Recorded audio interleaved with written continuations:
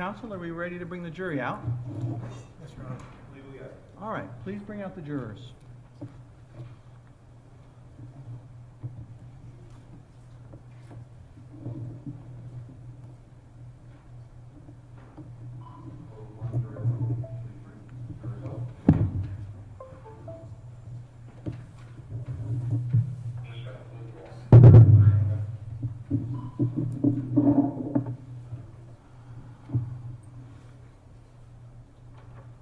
Please rise, jury enter.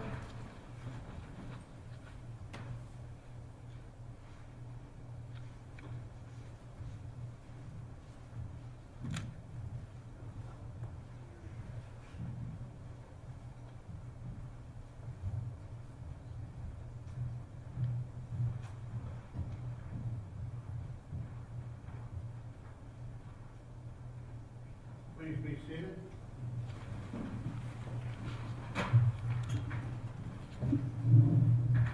Good morning, ladies and gentlemen. Thank you all for being here. Welcome back to Stratford County Superior Court. So, ladies and gentlemen, in a few minutes, we're going to begin the proceedings in this case by taking what's called a view. So we are going to go to a location in Rochester where the events that are involved in this case took place. Before we do that, let me explain a little bit about what a view is and what is expected of you during that view. The reason for a view is fairly straightforward. During the course of a trial, you're going to hear people talking about incidents which took place at a particular location. And the idea is that that testimony will make more sense to you if you first have an opportunity to see that location yourselves and get an idea of the layout and where things are located.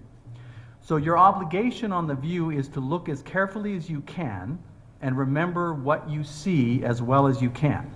There are a couple of important rules I have to tell you, however, first. First, you may not ask questions on the view. So you're not allowed to ask questions. If you do so, neither of the parties is permitted to answer your questions. Second, you're not allowed to take any notes or measurements while you're on the view. And third, you're not allowed to go back on your own later to that location to have a second look at it. This is the only chance you'll get to see this location. You're not allowed to go back on your own and view it again. And finally, and this is a very important rule, you're not allowed to talk amongst yourselves or with anyone else about what you see on the view, your impressions about the location, etc. This is a more specific instance of a general rule that I'm going to tell you later in my instructions, and you're going to hear me say this many times during this case. And that is that you're not to discuss the facts of this case amongst yourselves or with anyone else until the case is over, until you're back in the jury room deliberating at the end of this case. And that'll be after you've heard all the testimony and my instructions on the law. So you're not to have conversations amongst yourselves about the trial during the course of the trial. That can be a very hard instruction to follow because there's a natural instinct you're going to have when we take breaks to want to say, hey, how do you think it's going? Or what did you think of that witness? Or, ooh, what do you think about that? You're not allowed to do that, all right? So when you're on breaks or when you're on the bus coming back to the courthouse, talk about other things. Talk about the weather, talk about the Celtics. Don't talk about the case, all right? All right, so what's going to happen? In a few minutes, you're all going to get loaded onto a bus, and we're going to travel together to that location. Once there, you're going to take a look around. The lawyers might point out particular things to you at the location that they want you to see. Pay careful attention. However, you are not limited to only look at the things that they point out to you. You're welcome to look at whatever you want to look at. Counsel, is there an issue? Do we need to just...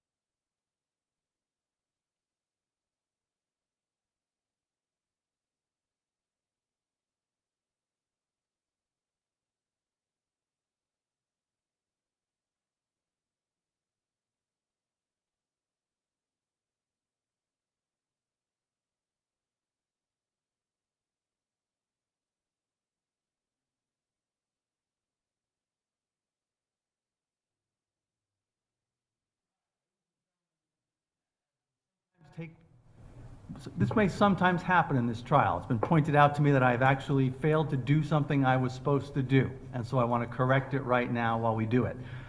Before we started all this, I was supposed to have you first sworn in as jurors. That's the first step in this process, where you become officially jurors by being sworn in. So I'm going to ask my clerk, Madam Clerk, will you please swear in the members of the jury? Yes, we'll do that when we come back. All right, so members of the jury, will you please stand and will you all please raise your right hand? Do you all solemnly swear or affirm that you will carefully consider the evidence and the law presented to you in this case, and that you will deliver a fair and true verdict as to the charges against the defendant? If so, please say I do. Thank you. You may all be seated. Okay. So now technically you're now officially jurors on this case. I'm not going to reread all the instructions I just gave you. I'm going to trust that you can remember what I just told you. And some of those instructions you're going to hear again later anyway, so I'm not worried about that. But let me just finish up with what's going to happen in a few minutes. So as I said, we're going to get on the bus. We're going to travel to this location. Once we're there, you can take a look around. The lawyers may point out things to you they want you to pay close attention to, but you're not limited to only look at those things. And I will tell you this, an important thing to understand is what you see on the view is evidence in this case, just as much as any of the other evidence you're going to hear in this case. So that means that what you see on the view can be considered by you when the time comes to render your verdict at the end of this trial. So it's extremely important that you pay close attention to what you see on the view, that you observe and you observe carefully. It is your view, so you can stay on the scene as long as you like, and you'll be given a full opportunity to see everything there and get a good perspective. I request of you all that when we're at the view, though, it would be helpful if you try to stay fairly close together. I don't want individuals wandering off on their own. Please don't spread out too much. Then if you do, you'd have a hard time hearing what's going on if the lawyers want to say something to you. So that's important. During the view, as we're traveling there to the view and back, we're going to be in the charge of the court officers and the sheriffs. If anyone should attempt to talk to you about this case during your time on the view, I want you to please notify a deputy sheriff or a court officer immediately. One last thing I want to mention to you, you probably already noticed, there is going to be media coverage of this trial. As you can see, there is a camera here in the courtroom recording this, and there may be live streaming, I'm told, of this trial. I want you to know several things about that. First, the media has been instructed, and I have every reason to think that they're professionals and will follow my instruction, that they are not to film you, members of this jury. So your images and likenesses will not be being put out there in the public eye. Second, I'm instructing you, and this will also be part of my general instructions later, that you're not to view any media coverage about this case. So you're prohibited from going home and watching any of the live stream. If you come across articles or reports about this, you're to disregard those. And also, because of the media coverage, it just makes it more likely that members of your family or friends might approach you and want to talk to you about what they saw and ask you questions. I'm instructing you, you're not to engage in any of those conversations. All right? So if anyone approaches you and wants to talk to you about this trial because what they saw on the media, you're to not engage in those conversations, to immediately disengage. Okay? Very good. Now, at this point, before we go and get on the bus, the attorneys are given an opportunity to give what's called a preview statement. A preview statement is simply a short statement given by the lawyer to assist you in understanding what they want you to observe at the view. These preview statements are not the opening statements. Those will come later after we get back. And importantly, an important thing to remember is these preview statements, just like the opening statements you're going to hear later, are not themselves evidence. These are things that the lawyers are telling you they'd like you to pay attention to, but they're not themselves evidence. All right? So with that, we'll now turn to the preview statements. Attorney Barth, you may proceed. Good morning. So it's been a week and a half, and maybe you've forgotten my crazy Swedish name. My name is Joachim Barth. It's Joachim. Together with my co-counsel, Sarah Diola. presenting the evidence for the state, appearing on behalf of the state of New Hampshire. And over the next course of several days, we'll be presenting the evidence to support the charging documents. The view. First, where? We're going out to an address, a residential address, actually two, in Rochester on Summer Street. These are adjacent addresses. Number 43 has 2 units in it, and the victim, Kyle, Violette, lived there. He lives there with his family, the details of which we'll talk about later. Immediately next door, separated by a driveway, is 41. And there, Jason Levesque lived there with his family. And we'll talk about more details of that later. That's where we're going. We're going to go out front. We're not going to go into either of those residences. We're going to go out front because that's where the events underlying these charges took place. A shooting in the street right out front of these residences. Why? Why are we going out there? The judge touched on some of these issues. Look, we expect probably 6 videos to be introduced. 6 videos that capture really significant events in this case. The part of a confrontation, literally the actual shooting itself. But here's the catch. These videos come from different angles. They integrate, they overlap.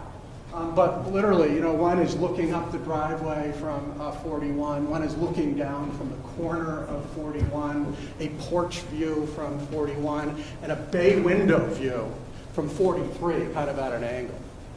And so it's true that these videos overlap, they link together, they can form a cohesive picture. But the theory about going out on this view is, some people learn differently. Some people could look at these in sequence and it all comes together.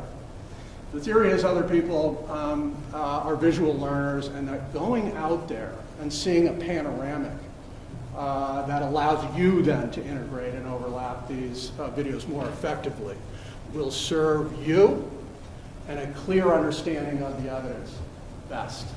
And so when we go out there, we're primarily, from the state's perspective, going to be pointing out things like line of sight, distances, perspectives that we hope will assist during the course of this trial when you receive other forms of evidence. What's the catch? The catch is this, the judge also alluded to this. You're going out there without the benefit of opening statements that give you an overview from both sides, two perspectives about the important issues and facts in this case. And so you're going out there a little disembodied from a coherent narrative. All I ask you to do is take clear images in your mind and keep in mind that what you see out there is in fact evidence. And it's going to be evidence that we're going to ask you to draw from, to incorporate into the greater body of evidence in this case to return a guilty verdict at the end. So it's important.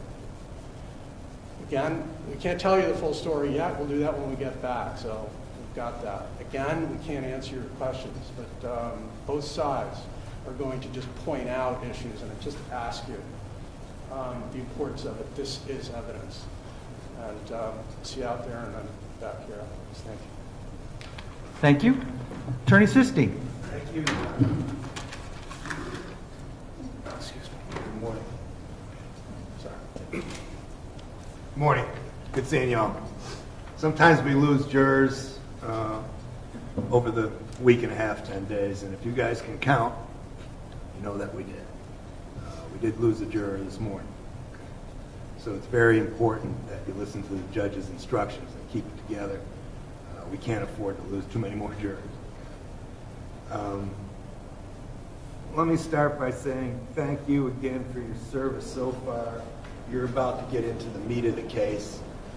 And the meat of the case starts this morning. The meat of the case and the first reasonable doubts that are going to come to your mind are going to be developed this morning through this view. And I can't emphasize that enough. A lot of people, slight it off as some kind of a field trip. This is not a field trip. This is the real deal. This is just as important as any of the medical evidence that will come in during the course of this trial. It's just as important or more important than testimony, even from some of the individuals that will be testifying. Okay. Prosecutor told you that these are adjacent homes. They are adjacent homes. He did define one of the individuals as being a victim. That will be up to you to determine whether he was a victim at the end of this case. I want you to understand that, okay? We take issue with that starting now.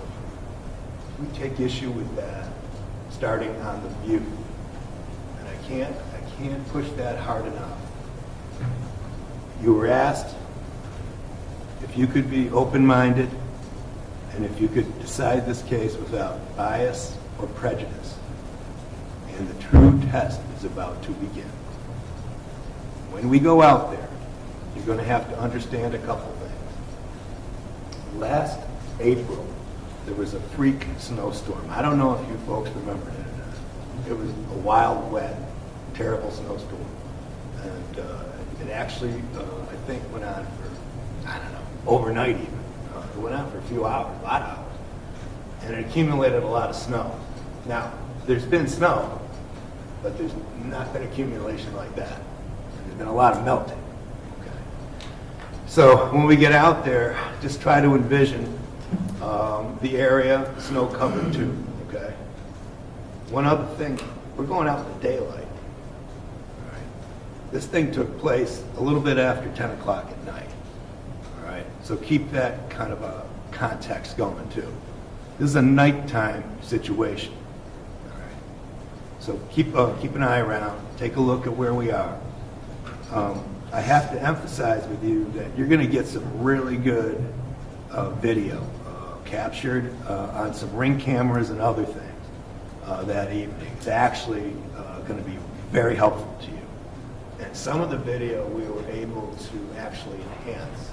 And by enhance, I mean blow it up, zero in on certain areas, so that you'll get even better look at what's going on. But it is important to draw the big picture this morning, the layouts. We'll fill in the blanks. It's our job to fill in the blanks. It's your job to get the outline, okay? We'll plug it in as we go. But I got to tell you, I can't emphasize enough. How important this is, all right? I know you can't ask questions out there, and I know you may want to. I got to tell you, we'd probably love to answer them, but there'll be a time and a place. And, we get to do openings and we get to do examinations of witnesses, and hopefully we'll be able to fill in those blanks for you as we move through this trial. That's our job. Okay?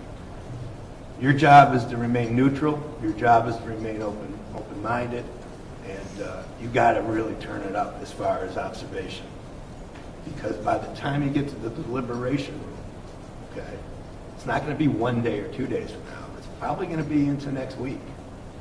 So try to really lock down on this. And if you can, we'd really appreciate it. Jason's depending on you to stay open-minded and neutral. You got to do it. And we're going to get going on it right now. And the judge told you this. I can't emphasize it enough. This is your view. This isn't our view. This is your view. If you need time to look at something, that bus doesn't leave until you're done. Okay? This is where you guys are the boss now. Okay? And you get to take over certain parts of the case. One of them is today. One's today. And one's going to be at the end of this trial.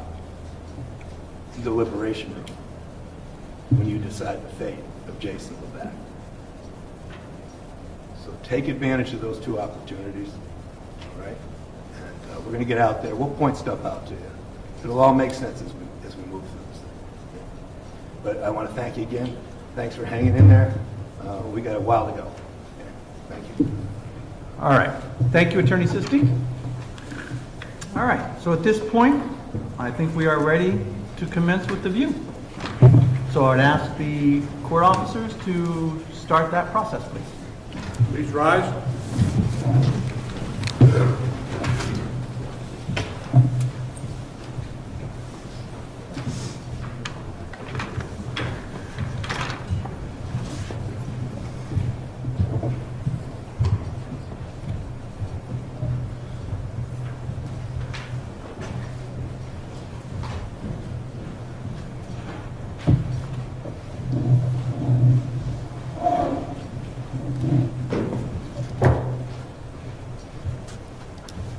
Anything we need to discuss before we get out there? Just wondering what the, Oh, my understanding, do you want to approach? Yeah, thank you.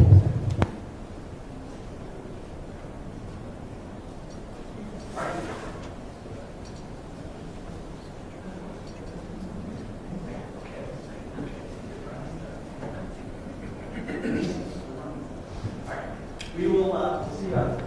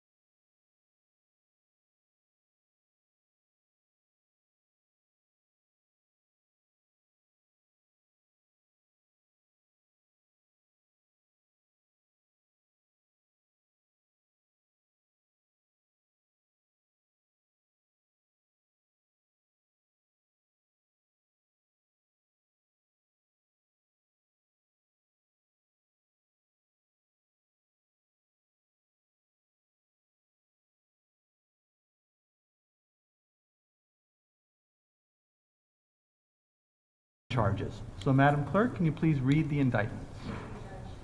Members of the jury, in docket number 219-2024-CR273, charge ID number 2228154C, the state has charged the defendant Jason Levesque with attempted murder. Charging document alleges that on or about the 4th day of April 2024 at Rochester, the defendant did commit the crime of attempted murder, and that he did, with the purpose of the crime of homicide being committed, repeatedly shoot Kyle Violette with a 9mm pistol, which, under the circumstances as he believed them to be, constituted a substantial step toward the commission of the crime.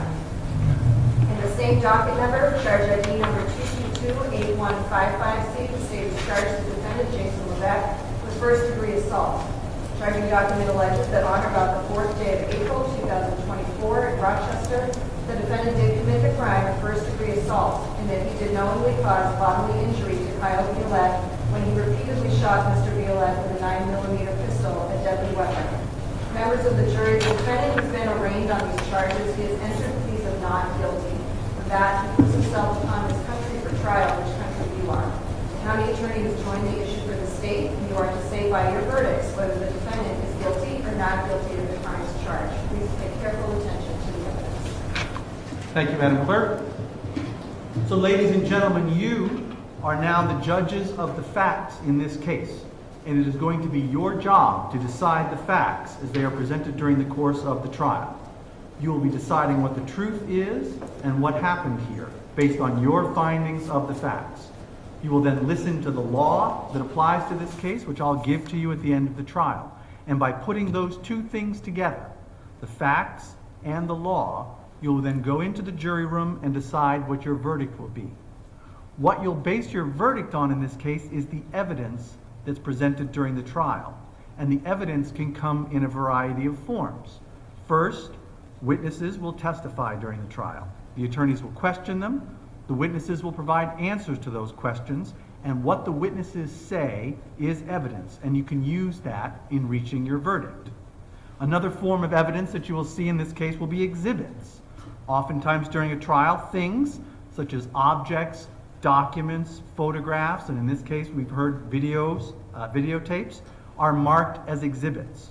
Those exhibits that are admitted into evidence go into the jury room with you at the end of the case, and you can consider those exhibits in reaching your verdict.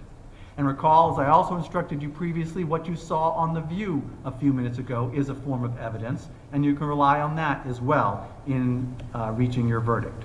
The trial will begin, and probably right after we take the lunch break, with the opening statements by an attorney for each side. In a criminal case such as this, the state has the burden of proving their case by proving each element of the charges against the defendant beyond a reasonable doubt. And because they have the burden of proof, the state goes first. The defense will then give you their opening statement. An opening statement allows the attorney to tell you what they believe the evidence is going to be from the viewpoint of that attorney. And the important thing to remember about opening statements is that opening statements are not themselves evidence. You can use an opening statement to help you understand the evidence from that party's point of view, but what the attorneys tell you that the evidence is going to be, or what they think the evidence is not in and of itself evidence, and you can't base your verdict on it. In the end, if your recollection of the evidence turns out to be different from what the attorney tells you, then it is your recollection that controls. After opening statements are finished, the state's attorney, who sometimes gets referred to as the prosecutor, will begin presenting the state's case. He or she, depending on which attorney is going, will call witnesses to the stand and will question those witnesses. That's called direct examination. When the prosecuting attorney has finished questioning the witness, an attorney for the defendant's attorney will then be given the same opportunity to question the witness, and that's called cross-examination. And the case will proceed in that manner until the state has finished presenting all of its evidence. And at that point, the state will rest its case. When the state rests its case, the defendant may then present evidence in the same manner. But remember, the defendant is not required to, because in a criminal case, the burden of proof is always on the state. The defendant does not have to prove that he's innocent.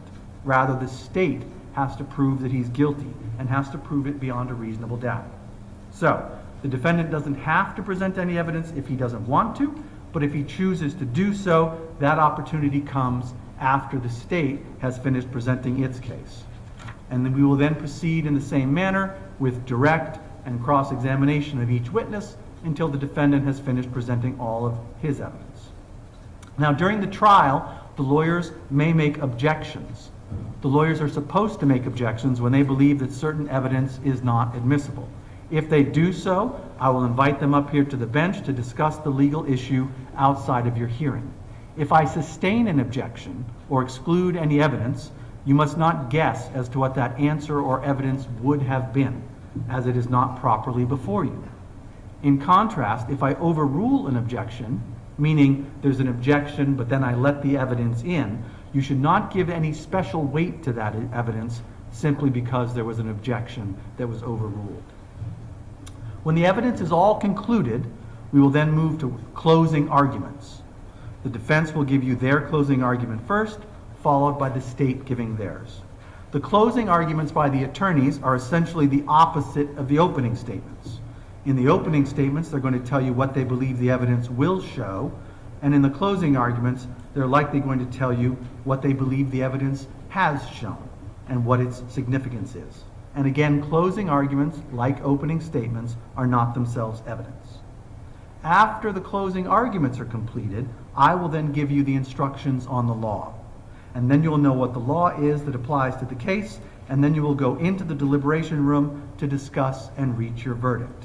I also make it a practice to give you a written copy of those instructions so you can have those during your deliberations. The day will normally start as it did today at 10 o'clock in the morning, and we will go normally until about 4 o'clock in the afternoon. We try to take a short break in the mid-morning of approximately 10 minutes, and then we take another break of at least an hour at around noon or 12:30 for the lunch break, and then we try to take a short mid-afternoon break as well between lunch and the end of the day. If for some reason you were to need an emergency break at some time other than when we're taking one, please draw the attention of me or a court officer, and we will do our best to accommodate you. I'd like to remind you of some of the important rules that you've heard about, and that some of which I've already told you about. As I told you previously, you should not discuss anything about this case until the end when you're in the jury room with your fellow jurors. So again, during breaks in the trial, you're not to talk about the evidence that you've heard or what you think about it. You should also not discuss this case with any of your friends or family members. And let me remind you, as I did previously, you're not to do any independent research about this case at any point during the course of this trial. That means no Facebook searches, no Twitter searches, no Google searches, no looking on MapQuest, none of that. And as I told you previously, you're not to go back and re-examine the scene on your own either. And all that's because you're required to base your verdict solely on the evidence that is presented to you in court during the course of the trial. Should you violate this rule, it could result in a mistrial and the need for a retrial. And it could also put you at risk for prosecution for contempt. And again, as I told you previously, I do anticipate there will be some media coverage of this case.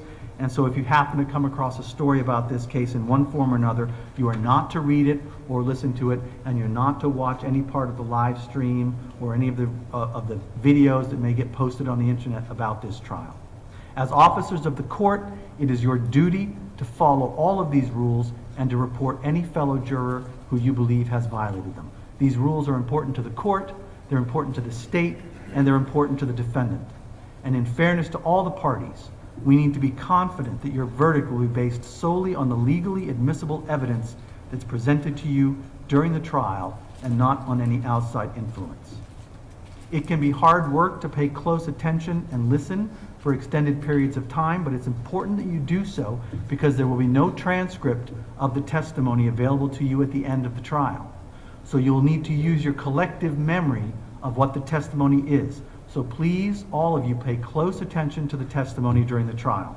And finally, please keep an open mind about the case, as things can change during the course of a trial. Don't lock yourself into any position until you've heard all of the evidence, the closing instructions, and the closing arguments and the instructions on the law. All right? And with that, that's the end of my initial instructions to you. I think this is an appropriate time that we take our lunch break, since it's 12:03. We'll have an hour for lunch. We'll be back here at a little past 1, and then we'll start with opening statements. All right? Anything from the parties we need to discuss? Thank you. No? All right. The jury can be dismissed. Please rise.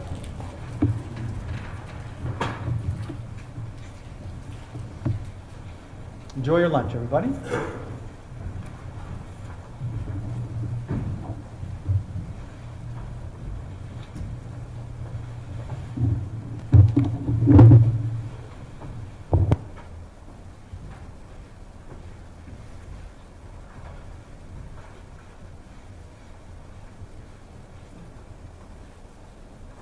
Very good. See you all back.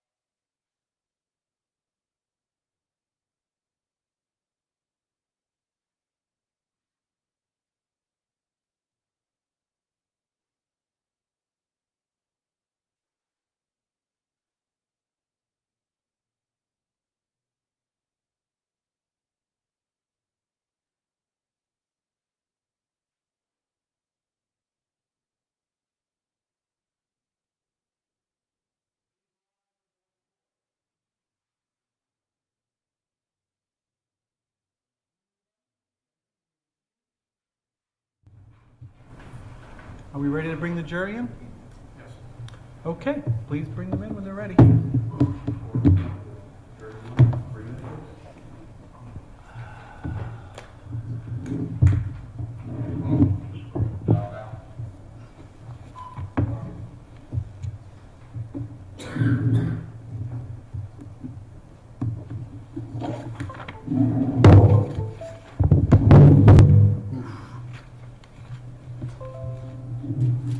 So loud.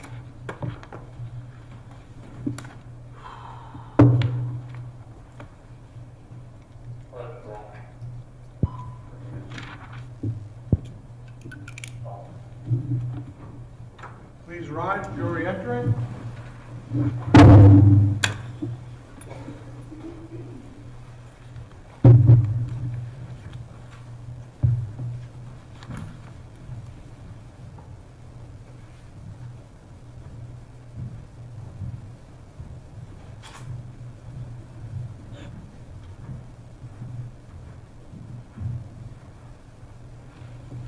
Please be seated. All right, thank you, folks. Hope you all had an enjoyable lunch. Thank you for being on time coming back. We are ready to proceed with opening statements. State whenever you're ready. Thank you, Your Honor.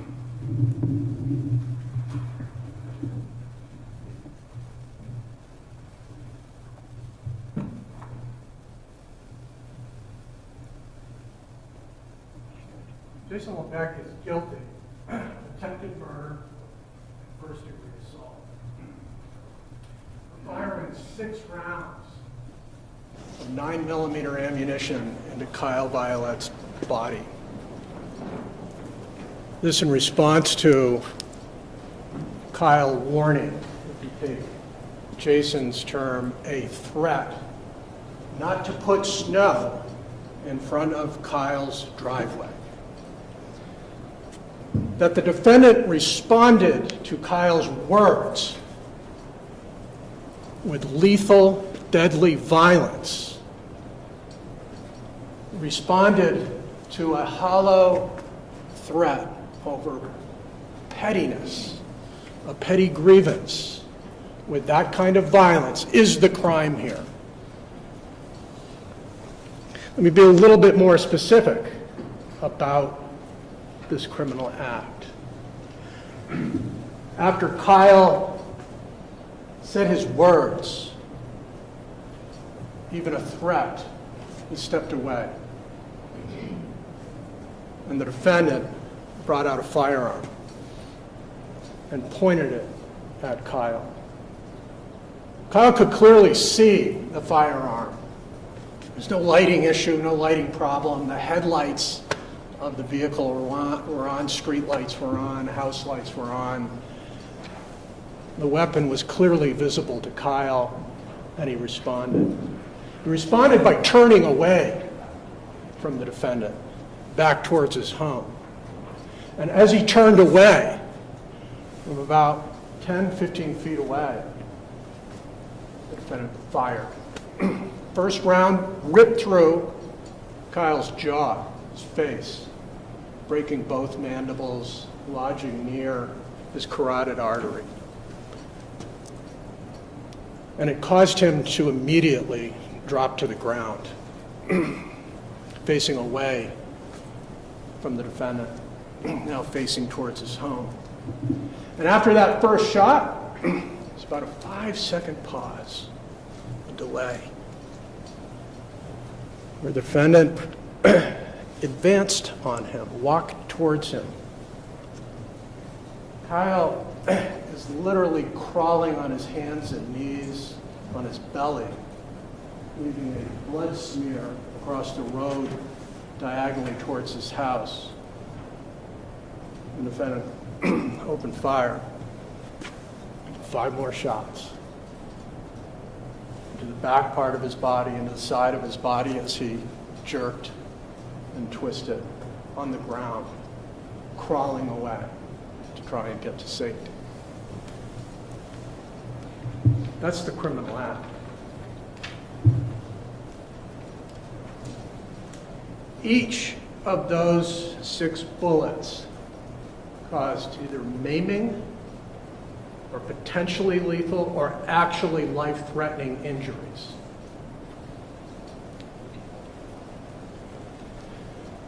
Kyle Violette lived by sheer luck and the immediate intervention of some very sophisticated and effective medical care.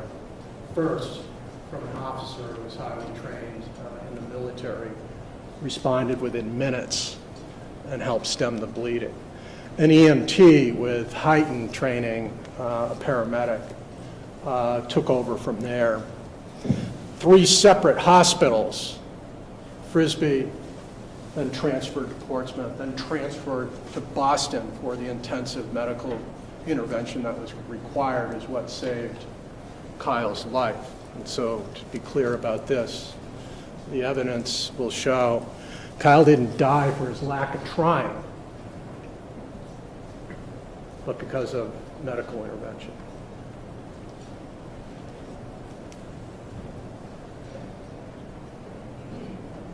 Let me talk then, just briefly summarize this issue.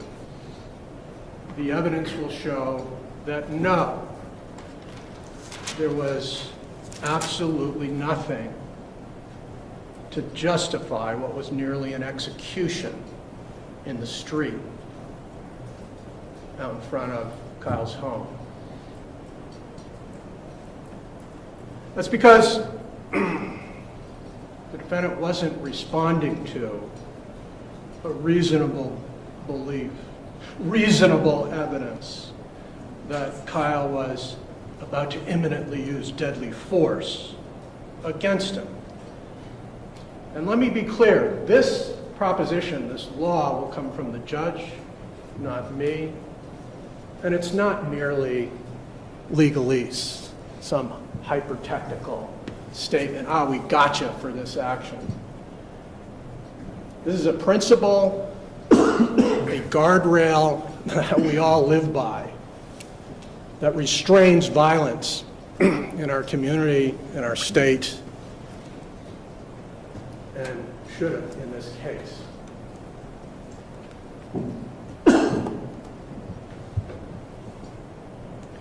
Retribution, getting angry about somebody's scary words, is not the same thing as self-defense. That is another guiding principle in this particular case. You're going to hear more specifically about these words. And these words are unsettling according to Jason. Jason has claimed that Kyle came out angry.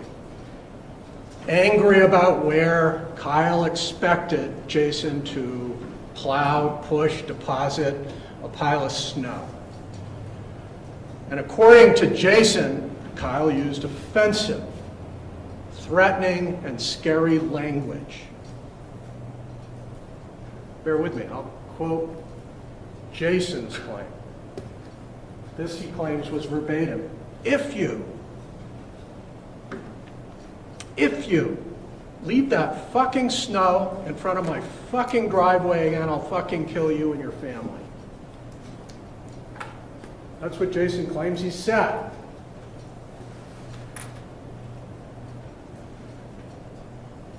But in this fleeting, and I mean the confrontation that starts this is about 3 to 4 seconds of these words. In that confrontation, Kyle was never armed. He never appeared to be armed. He never brandished a weapon. He never hinted that he had a weapon or claimed that he had a weapon. There was no imminent threat of actual deadly force married to, even if you accept, those horrible words.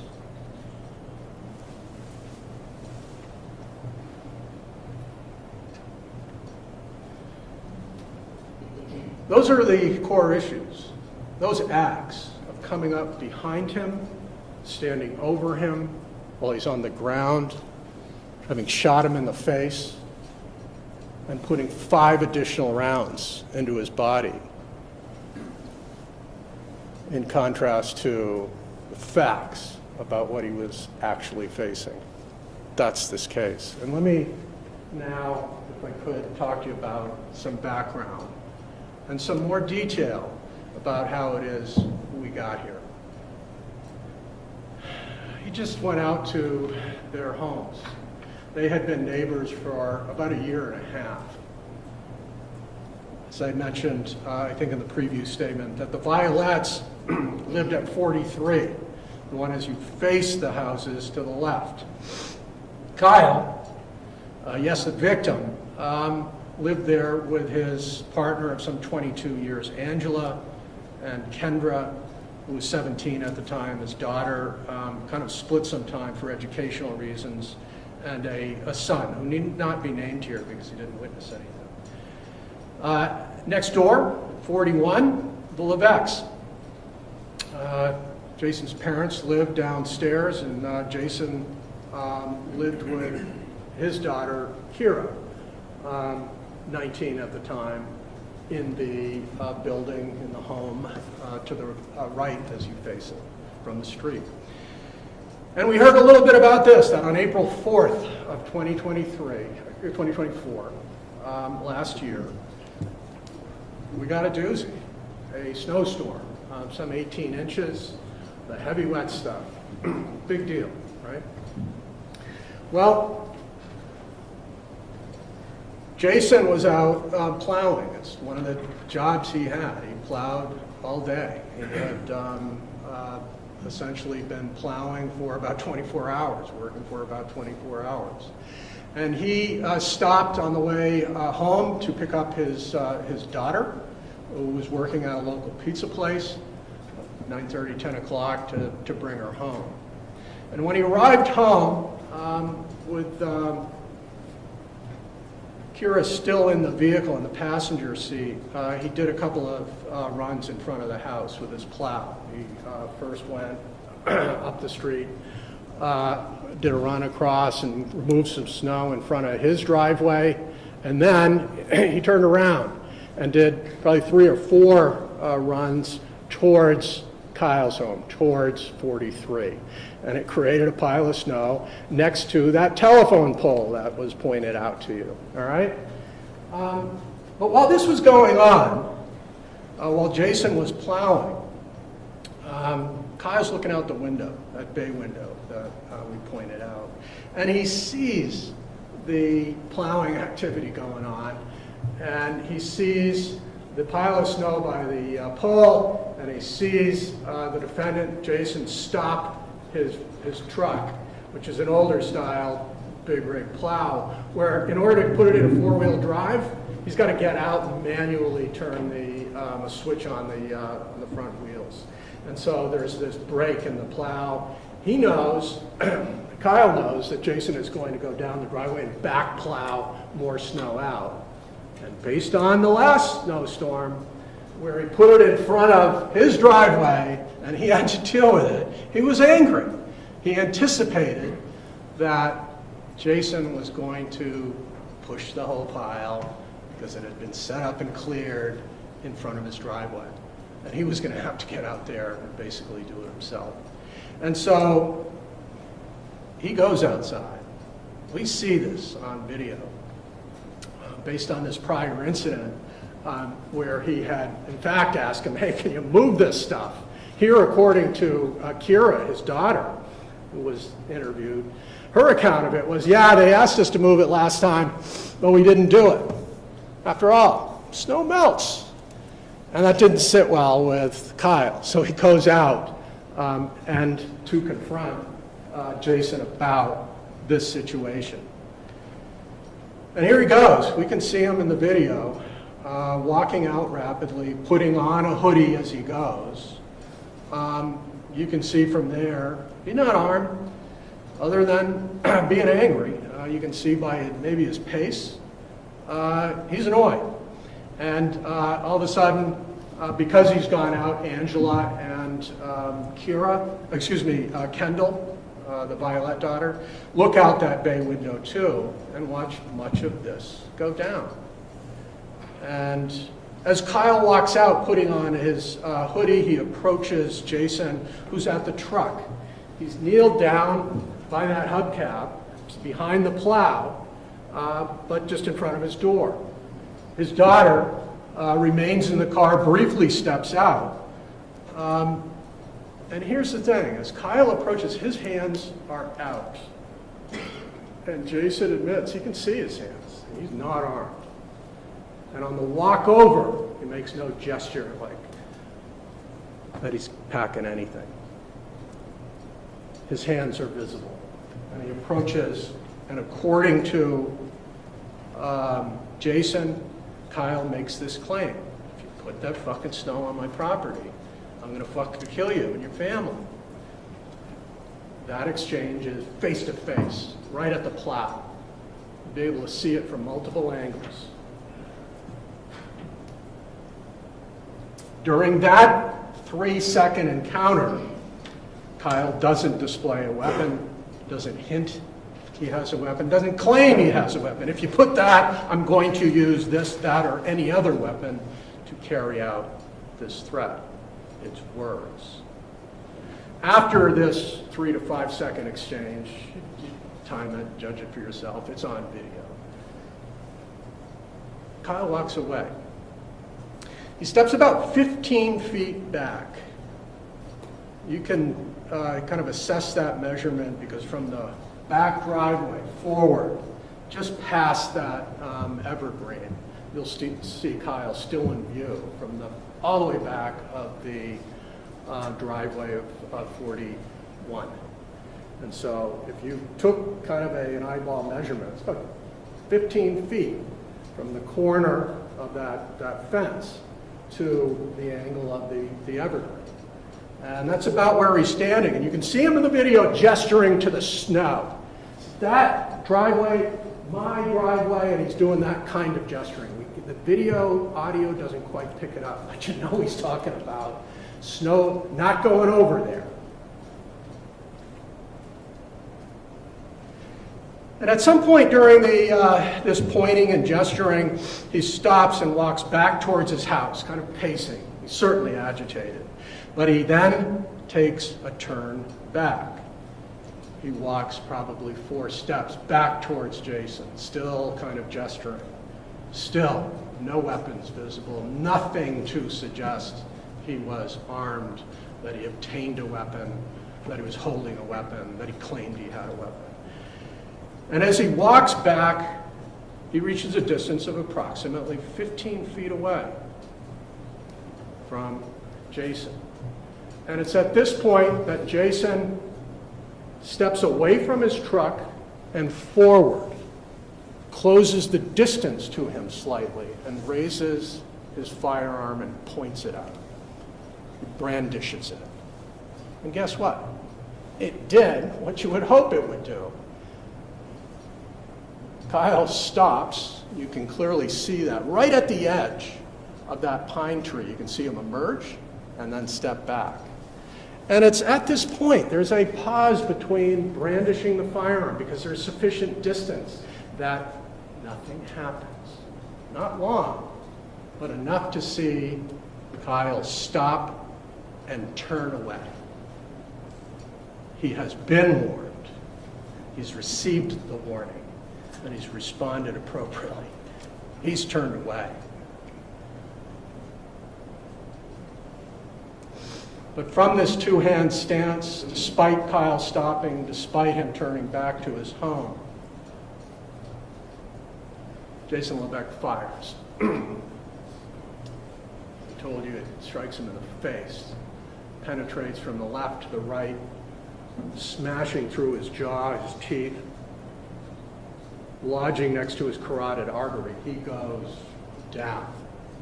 And you'll have a sense of where he goes down, not from the videos, but from body cam of police officers showing up. You'll be able to see in various sweeps of body cam the blood distribution on the ground, where it starts, just the other side of that white line, and it drags diagonally towards Kyle's home.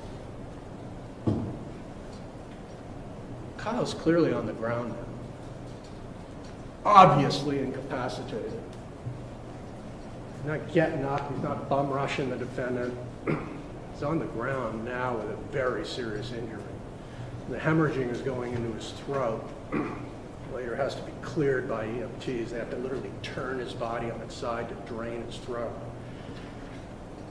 And yet, the collection of videos will show that despite this situation, Jason advances, takes multiple steps towards him. As he's on the ground, he's beginning to crawl on his belly, his hands and knees. You can see these videos where he unloads 5 more rounds. All of them striking his body.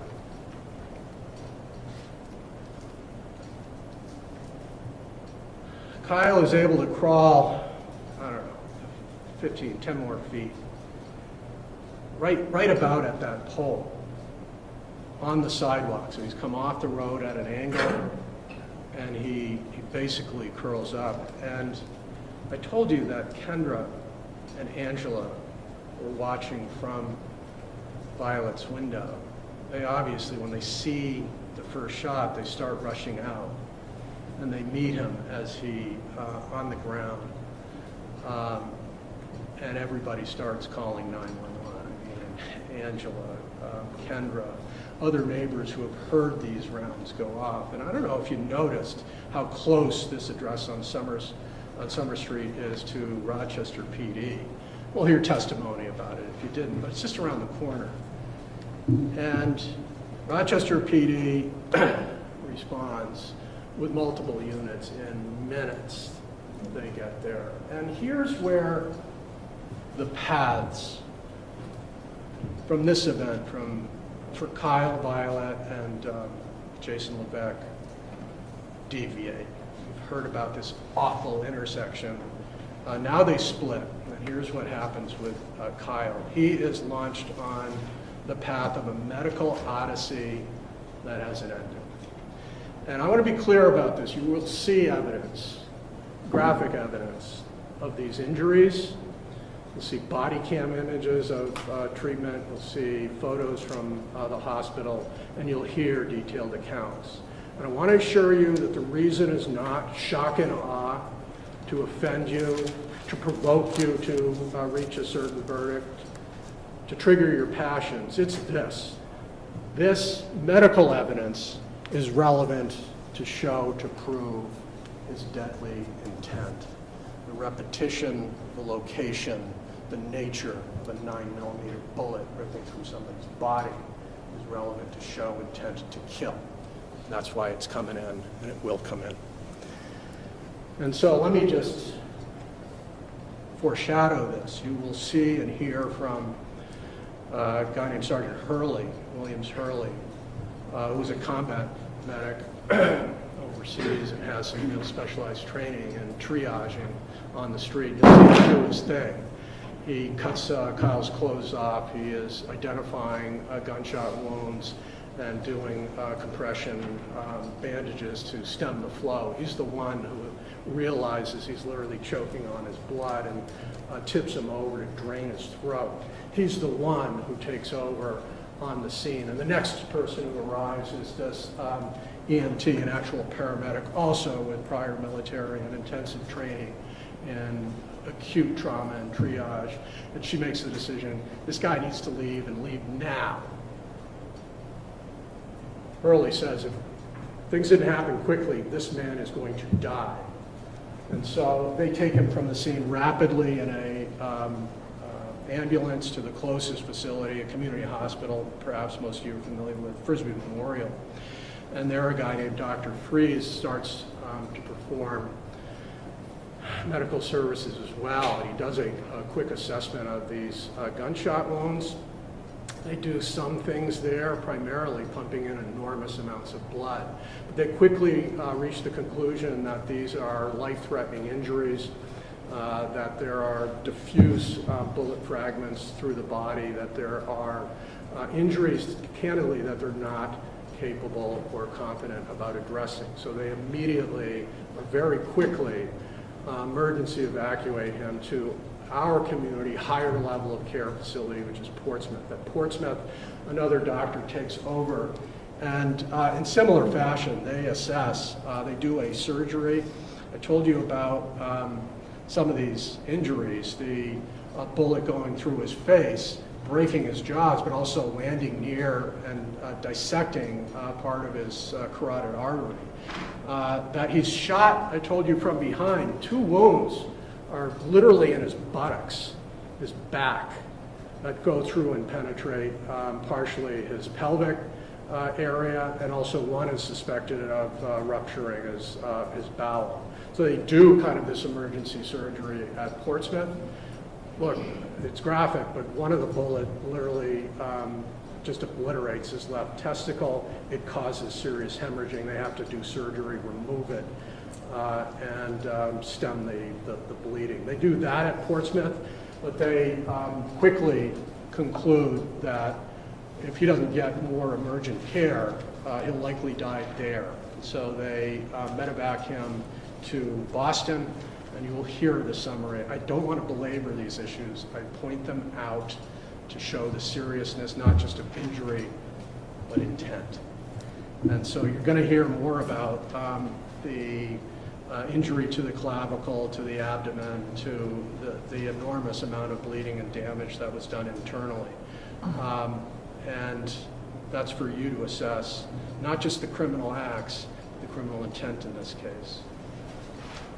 That's pretty much Kyle's journey. He's in the hospital down in Boston for about a month, discharged to home in the condition he was, which you'll hear about. Jason, at the same time that I told you people were literally descending on Kyle's prone body to save his life, there's another part of the reaction from the police, not surprisingly, that focuses on Jason. So let's go back to that scene right after the shooting. He finishes up with 5 rounds into Jason's essentially back and side as he's twisting. And then he takes a gun and he walks away, walks back to his truck. You're going to hear evidence about Jason's path. It's a different path. It's one he takes where he attempts to evade accountability, escape responsibility by recasting Kyle's actions to sound like he engaged in imminent, deadly behavior, that he created an imminent threat to his life. But you're going to hear evidence in more detail in this regard. Let me first share with you that Kyle returns to his, Jason returns to his truck, which is still parked out in the street, the edge of the sidewalk.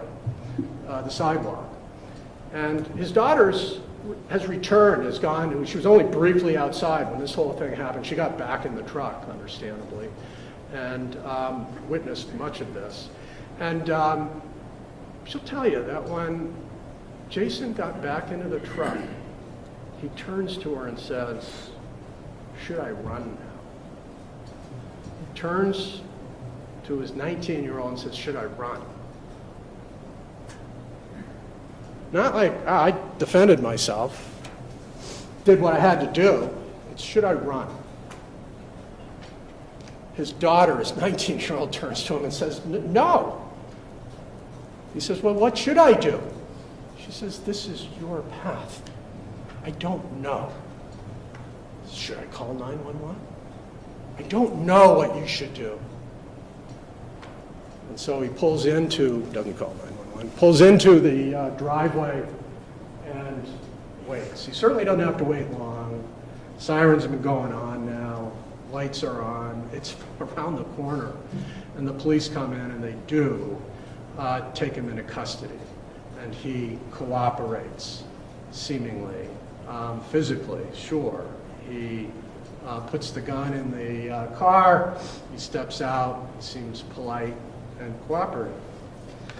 But here's what happens next. A guy named Detective Garston and Flathers take him back to Rochester PD. They take him up to an interview room. And they don't know what's going on yet. You know, when they first get on the scene, they don't even know who the shooter is or who's injured. They didn't see Kyle initially. He's over by that pole. That's how kind of uninformed they are. And so they bring him back and just kind of say, well, tell us, what happened?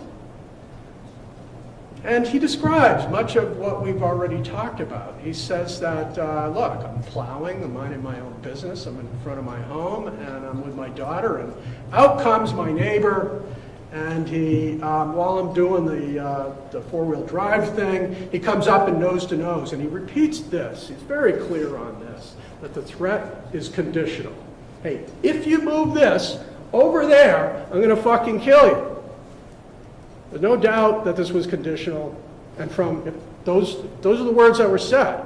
No doubt that they were unsettling and grossly inappropriate. But what he also told the police is, yeah, no, I didn't see a weapon. I didn't take out a weapon, and he didn't claim to have a weapon. But this is what he claims next. That Kyle turned away after that and walked back to his house. But then for whatever reason, he turned back and he looked really angry. He looked like he was going to come and fight me, had his fists on, and just the look in his eye, I knew he was going to attack me. Then he says, that's why I pulled the gun out. Okay, fair. By the way, legal. Well, what happened after you pulled the gun out? Did you go towards him? No, I never closed the distance. Well, what did he do? This is what he claimed. He quickened his pace. Kyle, once he saw the gun, started rushing at me. He quickened his pace. And I could tell in his eyes it was you or me. I could tell he was going to come over and take the gun. He was more aggressive. He was going to hurt me. He was going to take the gun. That's what he claimed to the police. This is after he pointed the gun at Kyle. That's the claim. Oh, and he continued to come at me in such an aggressive fashion that then I had to fire the gun. And he admits to shooting Jason. He said, I hit him. And after I fired the gun, Jason says, I turn around back towards my truck. But I look back, and Kyle, despite being hit, he's not even fazed. Hasn't flinched. He's now continuing after me again, and I feel frightened. I feel like he's going to attack me because he's still on his feet. Shot didn't seem to stop or hurt him. Might have flinched because of the noise. That's why I fired the rest of the shots, he says. I fired the shots into his lower body as he approached me, and only then did he turn and start walking towards his house, holding his abdomen, situation diffused, self-defense manifest. Here's the problem. While he's making that statement to the police about Kyle bum rushing him despite having a gun out, continuing to take an assaultive stance and attitude after being shot in the face, there's an investigation going on. The rest of the Rochester PD is back down at the scene, assessing evidence. You can see the crawling smear of blood, not standing, not walking, and more importantly, they get surveillance tape. They get surveillance tape in the middle of this interview with Jason. And somewhere in the middle of this interview, detectives Garston and Flathers are actually informed. They take a break and they go out. And what do they see? They see one of the videos from 43 that catches it. Police have also obtained the driveway video from 41 that goes from the back, that shed out. They obtained the video from the corner, high corner down into the driveway. They obtained the video from the porch, and they obtained the video from 43. Pretty much a panorama. They also obtained a video from 38 down the street that just captures audio, that 5-second pause between shot 1 and 2. But here's the deal. None of these videos are perfect, but together with the scene and the interlocking nature of it, here's what you can absolutely see, is that Kyle comes out, just as Jason says, and they're nose to nose for a very brief period of time, a couple of seconds. You can't hear this audio of their account, which is notable because it captures, for instance, the discharge of a firearm. So whatever's being said isn't being said at such a volume that the audio can pick it up. And yet you see Kyle walk away after this nose-to-nose encounter, gesturing at the snow, and he walks further towards his house, and he turns and takes several steps back, and then Jason steps away from his vehicle with a firearm and advances 1-2 steps towards Kyle. He pulls the gun, and what do you see? You see him charging towards him, continuing to, attack an armed man now? No. You see Kyle stop cold in his tracks. There is a pause. Tick-tock. Nobody moves. Kyle then moves and clearly turns away, back towards his house, and that is when you can see in one video a muzzle flash and hear the firearm and see Kyle go to the ground. The brandishing worked. It's visible in the video. The first shot fully incapacitates him. He drops to the ground. He's on his side. He takes additional shots. You can see the defendant advance towards him, some 3, 4, 5 steps, aim over him from behind into his back, his buttocks, his testicle, his abdomen, his shoulder, all shot. He never got up, never advanced, as Jason claimed to police. And so the injuries are what I described them to be. The videos show something very, very different than what Jason claimed to the police, to create circumstances that would justify this kind of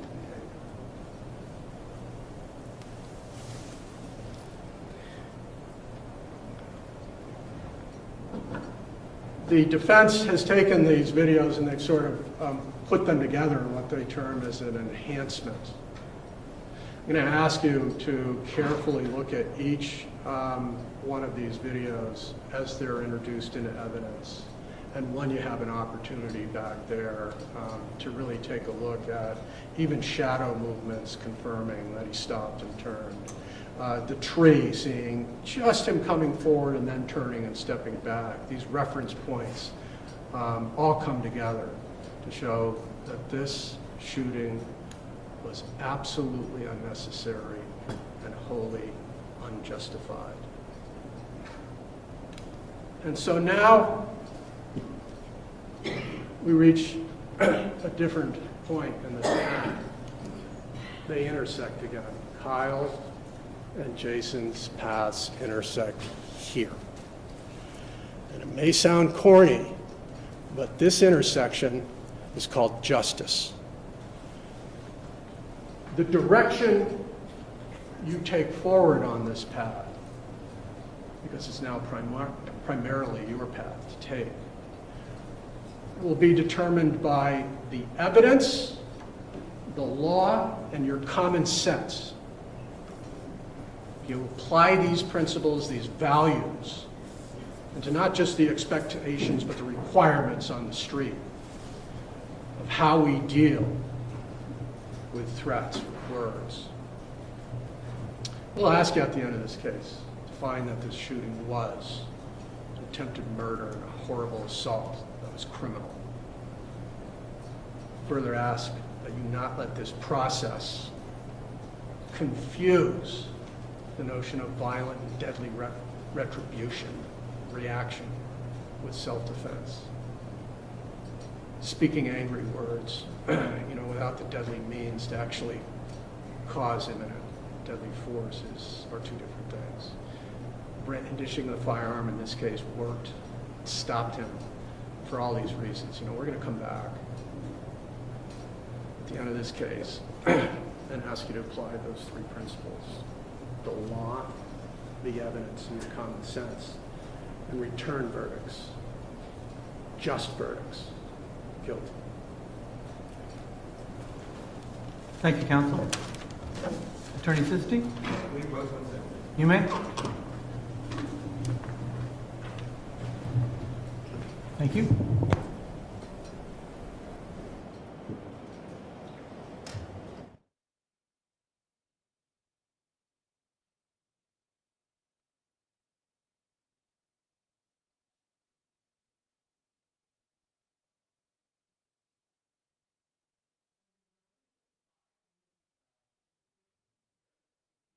Stretch your legs, use the facilities if you need to, but I'd like to make it short, so I want to keep on track. So 5 minutes, we'll be back here to resume with the defense oath. Okay? Thank you all. Can the jury please be let out?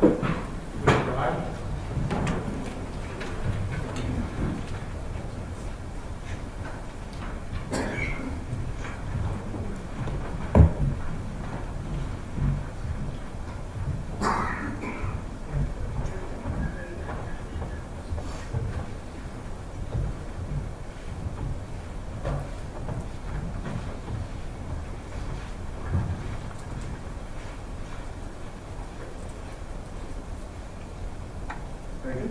Counsel, obviously, I'll grant you the same time. No, I appreciate it. If you need it, we'll let the time. Thank you.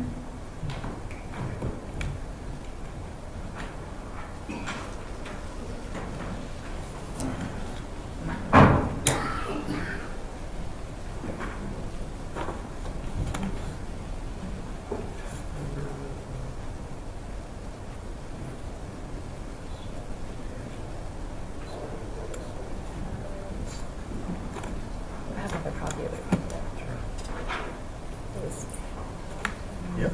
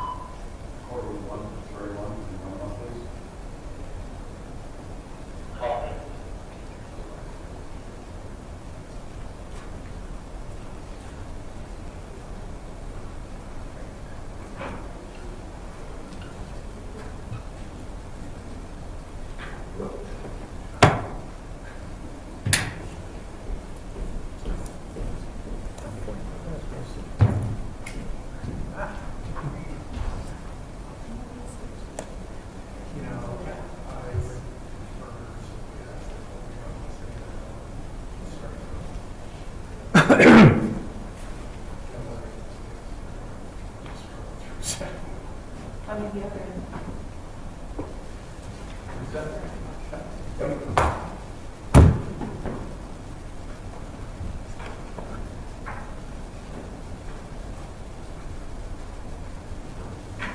And you're just going to go beginning. Beginning.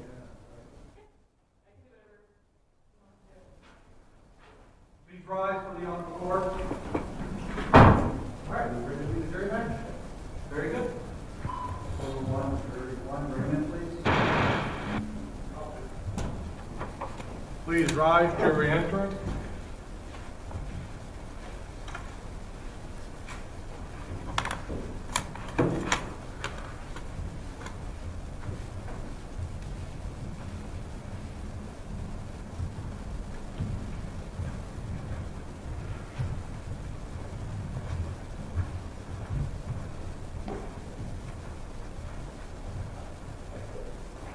Please be seated.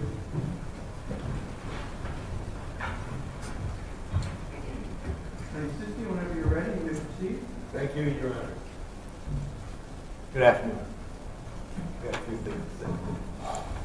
That doesn't surprise me. Let me say that was quite an opening. Interesting.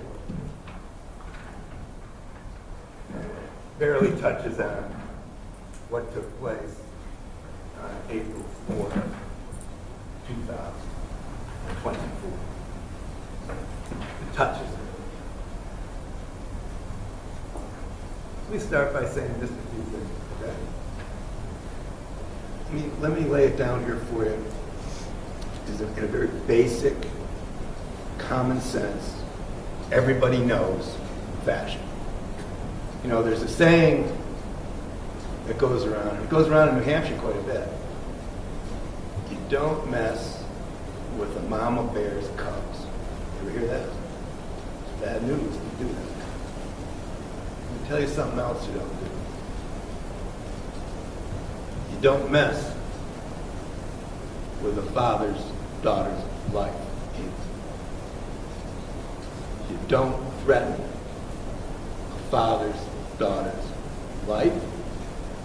You don't threaten a son's elderly parents, and you don't threaten Jason. And even Kyle should have known that. And you know what? He did know that. But what was Kyle? What was Kyle?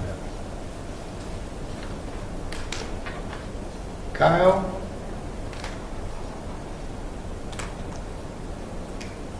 was a man who had a heart that was full of hate. He had a brain that was bathed in rage. And he had a mouth that was spewing venom on the evening of April 4th, 2024. And to sugarcoat what went on that evening, a little after 10 o'clock p.m., and say it was a petty, conditional threat is the understatement of this decade. What happened that night, ladies and gentlemen, I will give you some background. I will tell you what happened. And you will understand why somebody like Jason, protecting himself, his daughter, and his family, was pushed into a position where he reasonably believed that serious bodily injury or death was about to take place. And when that happens in this state, folks, the judge is going to tell you, you get to use deadly force. And that's exactly what Jason did. Kyle got what he deserved. And any reasonable human being that acted like Kyle should have expected to get the same. Should have expected to get the same. anybody in the position that Jason Levesque was in can certainly utilize deadly force. You do not, ladies and gentlemen, have to stand back and wait for a screwdriver to get stuck inside you, or a sucker punch to the throat, or who knows what's in his pocket to decide that you're going to use a firearm. That's not the rule. Never has been in this state, never will be. You know, we all reasonably believe that we know what's going on in the cool, quiet confines, hours or days or months away from an event. But this happened in seconds. This happened quickly. This happened where you don't get to roll it over in your mind. This happened where you don't get to frisk his pants and see if he has something in it, or his jacket. This happens, and it happened that night, when a raging maniac, out of nowhere and for no good reason, was threatening the life of Jason and his family. Now that's the context that we're talking about. Not some petty, conditional threat. We're talking about a death threat. And when you reasonably believe that somebody is talking serious to you, you get to react serious. And that's the law. That is the law. Whether it be 1 bullet, 6 bullets, or 20 bullets, you get to utilize them. I'll give you a little aside, by the way. Kyle wasn't straight with the police. Kyle wasn't straight with the police. The police and the prosecution have been hoodwinked by him. He didn't tell them, hey, I angrily confronted Jason Levesque. Object. Objection.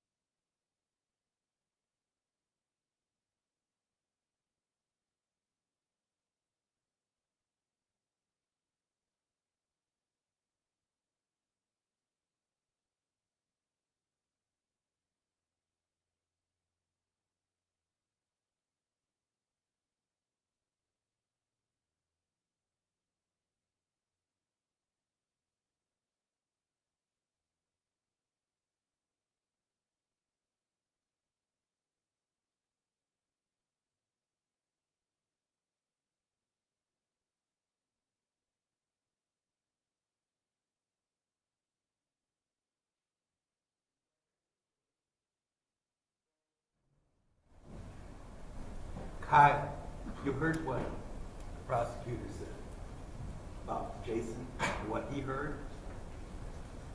You heard a lot more from Kyle. Okay.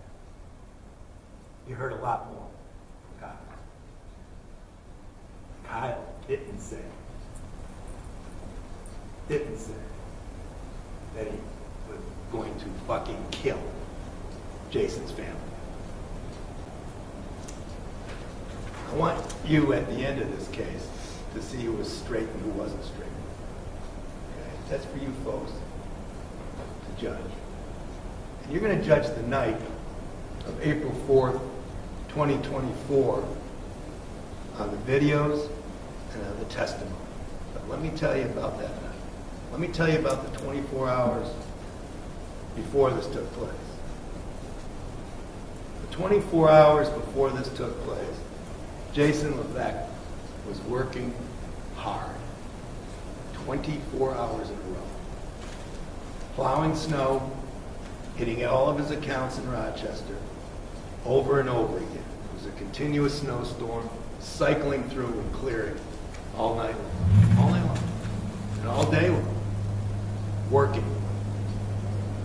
hard. The last thing he ever wanted to do was have a confrontation with an enraged maniac coming out of his house. And you're going to see the video. It's not some calm guy strolling over to Jason Levesque saying, please, don't put snow on my driveway. That's not what you're going to see. You're going to see Jason Levesque finally getting home after 24 hours, finally trying to get inside the house with the daughter that he's raised, finally trying to get inside the house where his elderly parents lived, and by the way, where his 5-year-old nephew was that night, so that he could finally get some sleep after working for 24 hours. You're going to see Jason Levesque get out of his truck after making a couple of moves with the plow. And this is kind of important, like real important, because you're going to see the driveway, Kyle's driveway, unmolested by Jason. Jason didn't dump one flake of snow on Kyle's driveway. Not one. Nothing. You're going to see Kyle quickly moving out of his apartment, his residence, and be the initial aggressor in this entire scenario. He wanted nothing to do with him, and he didn't even see him coming. Jason's minding his own business. Jason's there with his daughter. Jason's there with his daughter that was also working that night. Jason's trying to get his daughter safely back into the house, when an enraged individual, unannounced for no reason, comes right up to Jason. And folks, the description of face-to-face doesn't even get close.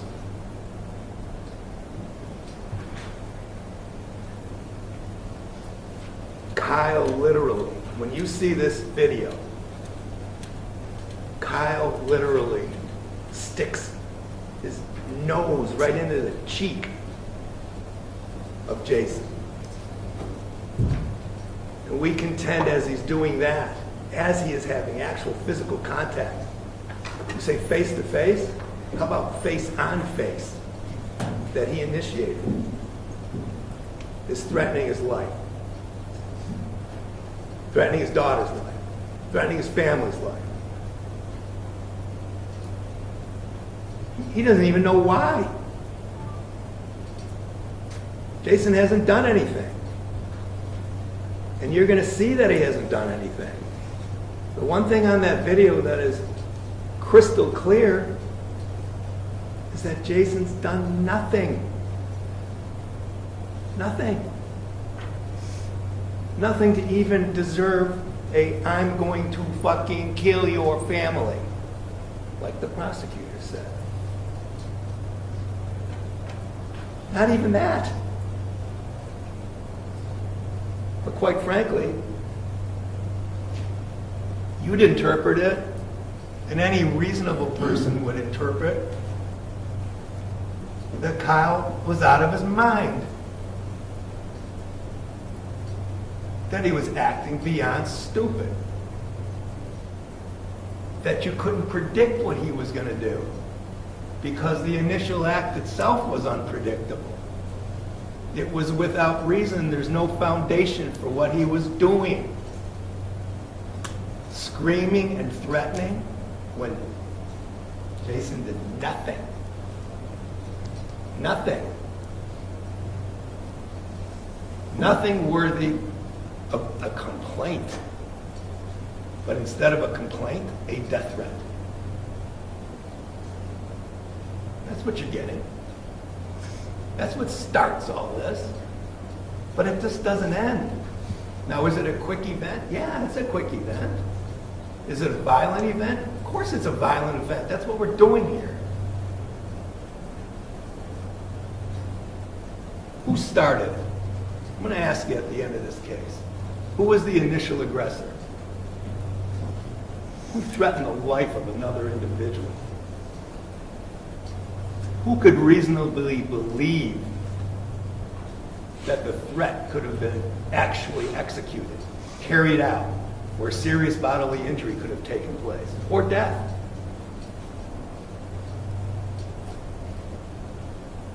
Can you come to the conclusion that deadly force was utilized reasonably?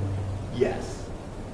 But the interesting question and the legal question that's going to be placed before you is that can the prosecution eliminate self-defense beyond a reasonable doubt?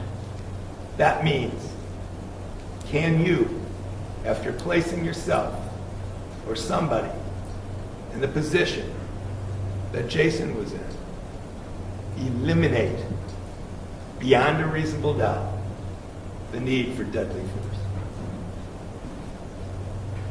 I'm going to ask you at the end of this case to answer that question.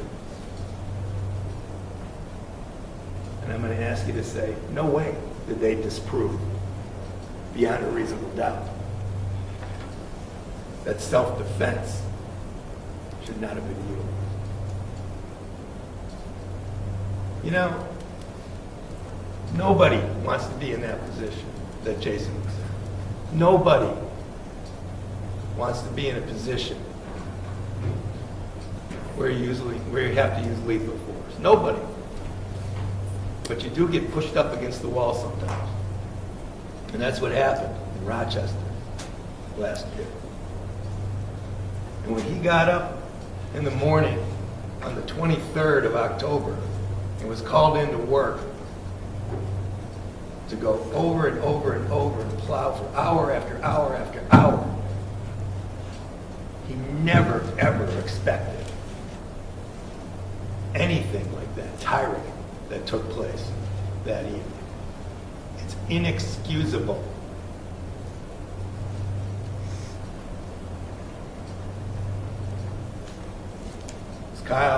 Was Kyle shot? Was he shot multiple times? Were there heroic medical procedures that were pursued? Yes, there were. That's not the case. That's not the prosecution's main point. I'll give you a little aside. Maybe you didn't hear on open. If Jason wanted to kill him, he could have that night. A little fun fact for you. He had another magazine with him. He could have just popped it in the 9mm and emptied that too.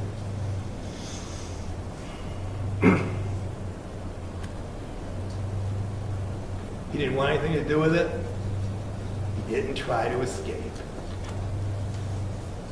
He stayed right there in the driveway of his own home, waiting for the police to arrive. No attempt to evade at all. That's a fact. And you're going to find that fact. You don't have to sit around and imagine evasion of the police, or attempting to escape. It never happened. Waited for the police, took the firearm, kept it inside the truck. When he saw the police, he got out of the truck, cooperated 100% with them. Told them where the firearm was, went to the police station. Evading the police. I mean, I would argue that he was still in shock, but he sure wasn't evading the police. That's a heck of a lot of 15 seconds of activity that he just went through. Evading the police. He went to the police station. He sat down with the police. Did he lawyer up? Did he say, I'm not going to talk to you, I want a lawyer? No. Did he go through a long discussion with him? Yeah. And let me give you another little side fact. He offered his video film from his cameras to the police. Yeah. This guy, the video film we're talking about, he offered it to the police. It wasn't some grand investigation. And he spoke to him. And he told him he was threatened. And he told him that his family was threatened. And he told him that he shot Kyle. He told him all those things. And was he scared? Yep. And was it Kyle's intent to scare the hell out of him? Yep. And did Kyle succeed in doing that? Yep. And did Kyle succeed in convincing him that he was in danger? Yep. I'm going to ask you to imagine at the end of this case, going home after a long day's work, and out of nowhere, having somebody confront you, screaming and enraged, and threatening your family out of nowhere. And I'm going to ask you at the end of this case, just how long your blood pressure and your heart rate would be elevated after that. And what was going on in your head after that. And how you would react after that. Because that's what it comes down to. Because the true test, when we get down to self-defense, has to do with reasonableness. And it's an interesting instruction you're going to get. And I'll give you some of it. The judge is going to give it all. Did Jason actually believe that the other person was about to use unlawful, deadly force against him? Now let me just stop there. If somebody says they're going to kill you and kill your family, you can come to that conclusion.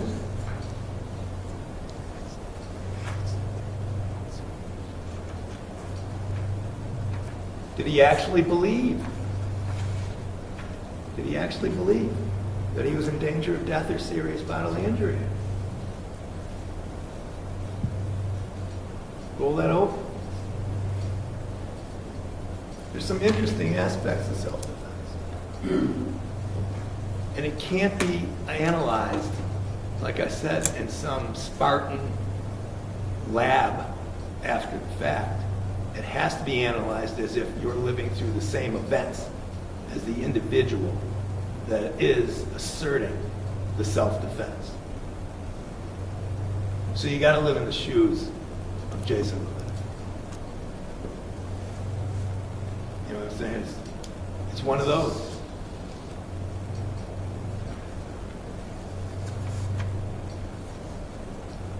Cooperated with the police. And yeah, his path was different than a medical path, there's no question.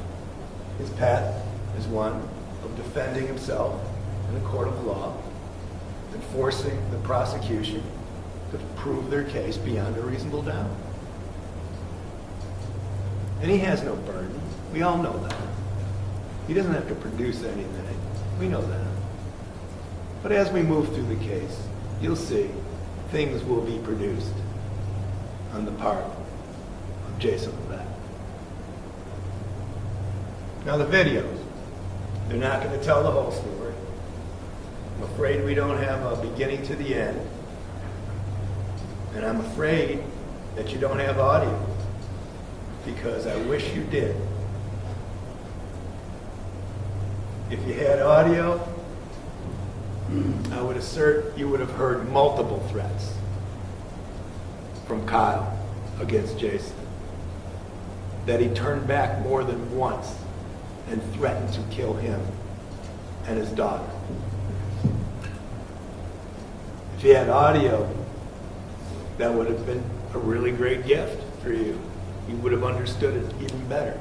But you can just imagine and reasonably come to the conclusion that Kyle didn't just turn around and walk back to his house and tuck himself in for the evening. He just couldn't give up on Jason. He'd walk back, turn around, he'd shout out some more threats. Turn around, walk back, shout out some more threats. Taunting, threatening, continuously. That's what Jason was here.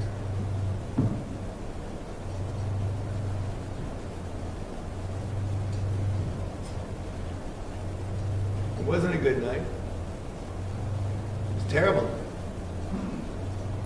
Terrible night for both of us. Don't get caught up. Don't get caught up in some of this stuff.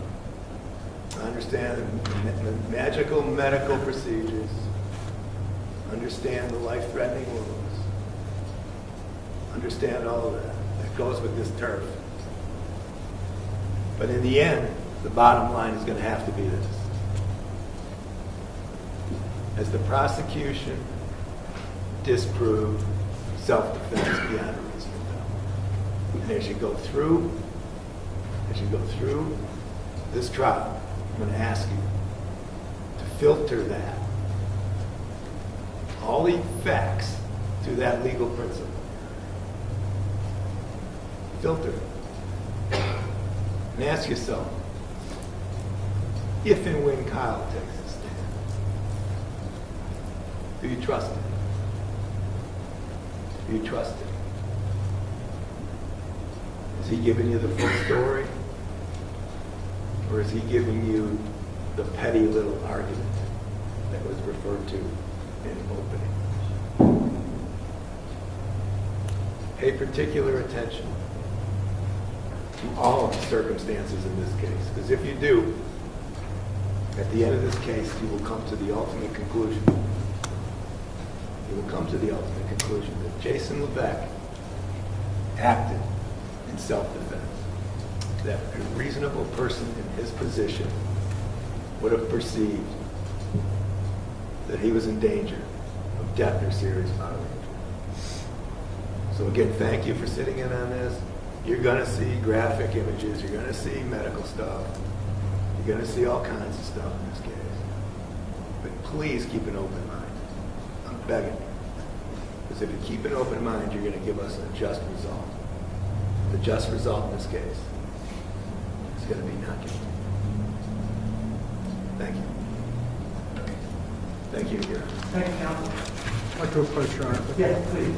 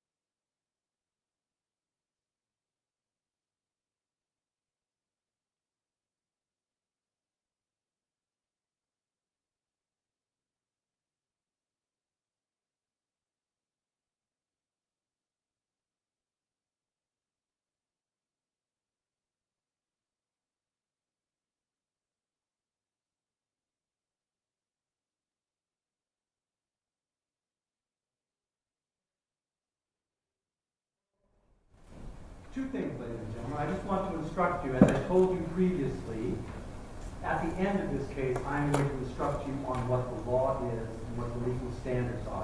That will include a full instruction from the court on what constitutes self-defense and what that legal standard is exactly. So while both counsel presented to you arguments about what they anticipate and what they believe the court will issue for an instruction, I advise you that at the end of this case, you will get a full instruction from the court as to what self-defense is, and you're to rely upon my instructions as to what the law of self-defense is. That's for the court to do, not for the parties to understand that.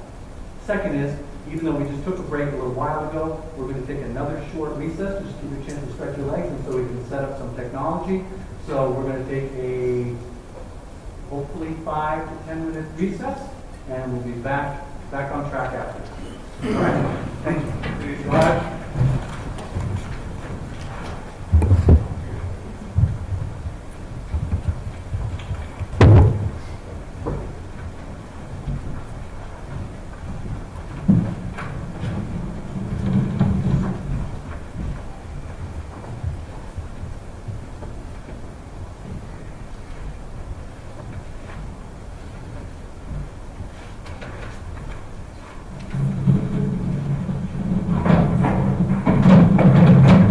Your Honor, I suppose I just have one question.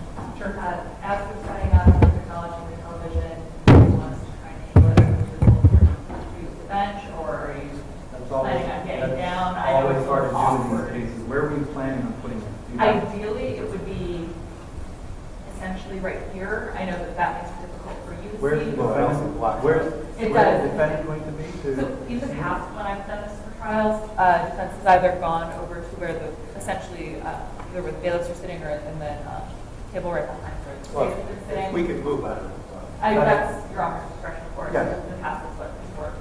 I'm happy to do that. So let's set that up. If you put it over here so that the jury can see it, defense can move over there. If I want to see it, I'll just step down Okay. and go over there. Thank you. Thank you. Yeah, if you put it way back there, It's difficult to see anyone. that's in the such a small one you're space. using? Yes.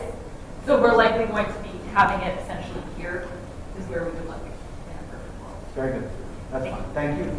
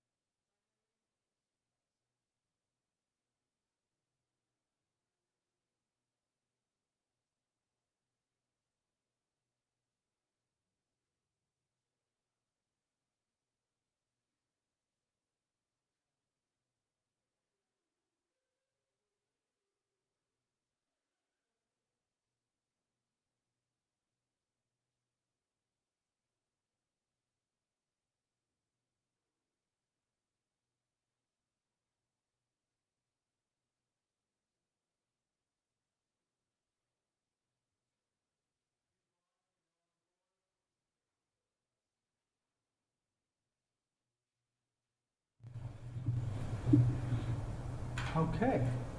We think that's going to work okay? In terms of the television? I believe so, Your Honor. It may just require some coordination between you and the witness, because I believe both of you will be standing Oh, down here. right. Attorney Barth and I did test it. Jurors are able to see it from all spots that they're sitting in. Okay, So, very good. if you're comfortable with this? How soon into the first witness's testimony do we anticipate the videos coming in? 5 to 10. Okay. All right, so I'll probably start out, I'm going to start out up here, and at some, when you get to the video part, I'll probably move. The problem though is that we're obstructed, and I finally asked the court if we can move the issue. Oh, you're obstructed from seeing the jurors, you mean? The jurors are seeing us. Since we know where it's going to go, I mean, we could dial it back until, And then pull it forward when it's time to play it. That's okay. Is there enough cord to do that? yeah. I think that would be the smart thing to do. If we could pull it back for now, if there's enough cord, and then when you actually go to play it, we'll pull it forward, and everyone can then move. When you're moving the TV, we'll all move. You know, I said that with some confidence, but I really have no idea. I can do it, Your Honor. Don't let them touch it. I can do it. You did say that very boldly. Yeah.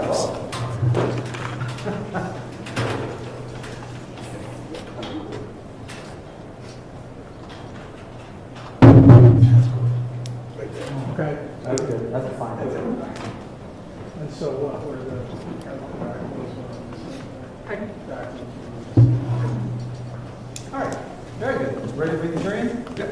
Very good. Let's proceed. More room one, everyone.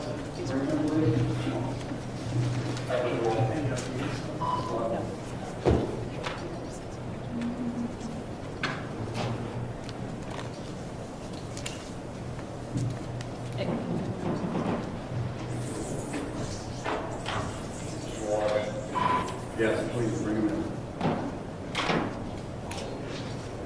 Please rise, jury entering.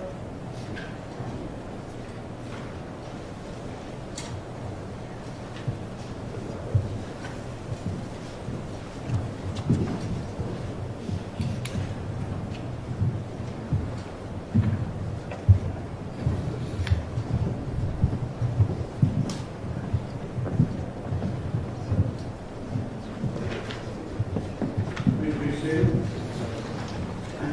Thank you, ladies and gentlemen. We're about ready to start. Counsel, you ready to call your next witness? I am. Or your first witness, I guess I should say more correctly.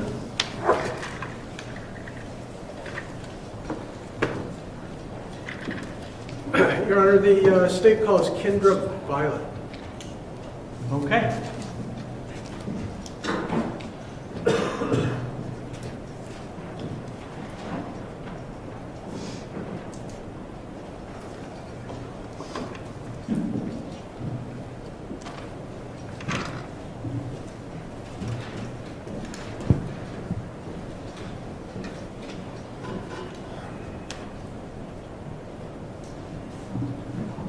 Come on down this way, ma'am.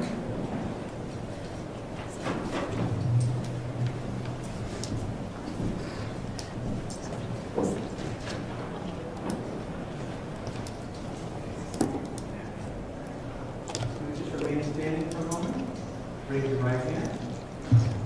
Swear that any testimony you're about to give is the truth, the whole truth, and nothing but the truth, under the pain of penalties of perjury. All right. You should be seated right there. Do me a favor, kind of scoot forward, be close to the microphone, and try to keep your voice up so everybody can hear you. Thank you, Your Honor. Counsel, when you're ready, you can inquire. Appreciate it.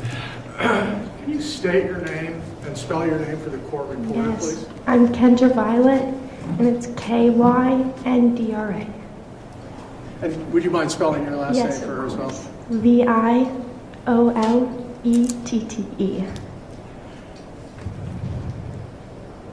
Where do you live right now? I live at 277 Chestnut Hill Road with my grandmother. And is there another address that you call home as well? Yes, 43 Summer Street on the weekends and my vacation time. All right. Tell me a little bit about that. You said you lived at a specific address with your grandmother. What town is that in? It's in Farmington. I go there because I've proceeded school there ever since I was in 4th grade, and we've lived with her for like 5 years.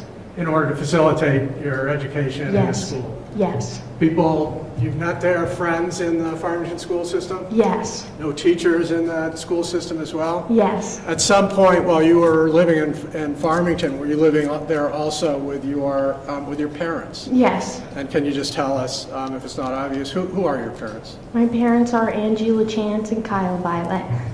And so was there a time when Angela and Kyle moved to that address in Rochester that you just talked about? Yes. And in order not to switch schools, you stayed with your grandma? Yes. And can I ask, who else do you live with? Who else is in your family? The only other person I live with is my brother. Okay. And does he also do the same? He does, gig yes. back and forth? Yes. All right. You mentioned you're doing this because of school. Yes. Are you still in school? I am, yes. What grade are you? I'm a senior. What age does that put you at? I'm 18, so 12th grade. Okay. How do you like school? I love school. I have all A's and B's right now. Nice. What do you love about it? What kinds of things do you study? Probably just the education and friends.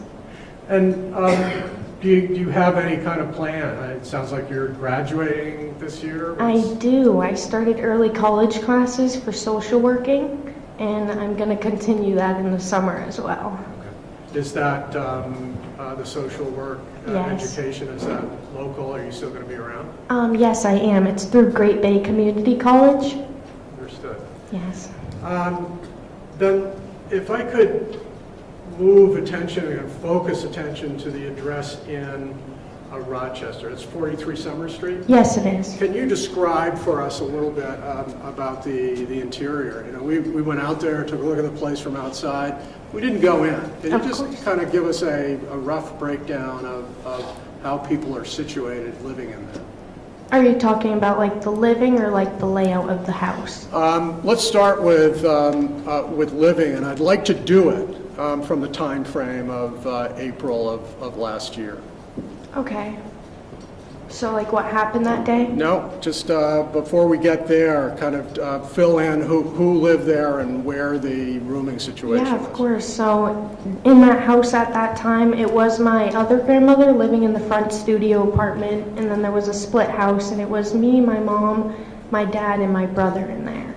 And during that time, we all have different rooms upstairs. Downstairs is like the living room, just where everybody hangs out, but upstairs is where our rooms are. And I don't want to bring up more sensitive issues for you, but I understand your grandmother who lived in the front unit has since passed away. Yes. Okay. And so, but at the time, when grandmother lived out front, you on the weekends and other times would live and have a room at 43. Yes.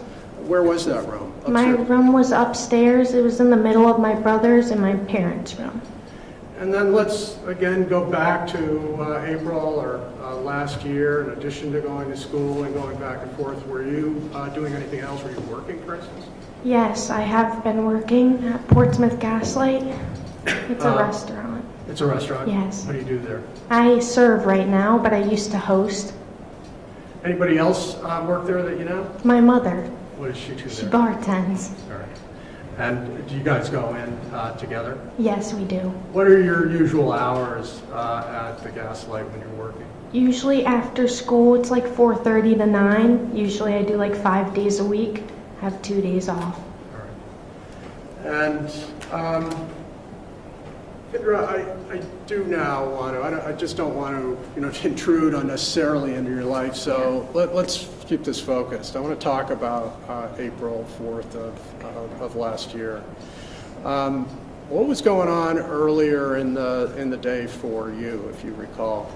I went to school that day, I believe. I had school, it was a Thursday, and I went to my parents' house because we didn't have school on Friday, nor the weekend, so it was like a longer vacation for us to be over there.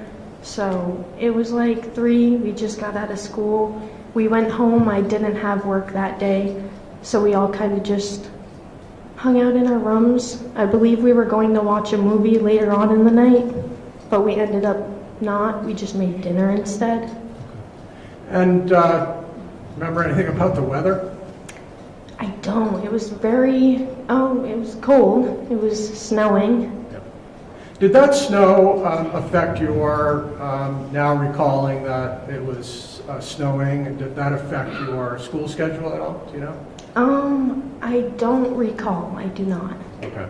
And so it sounds like you have a memory of the evening, the Yes. plans with your family, Yes. watch a movie, dinner. Yes. Tell me about what you were doing later in the evening.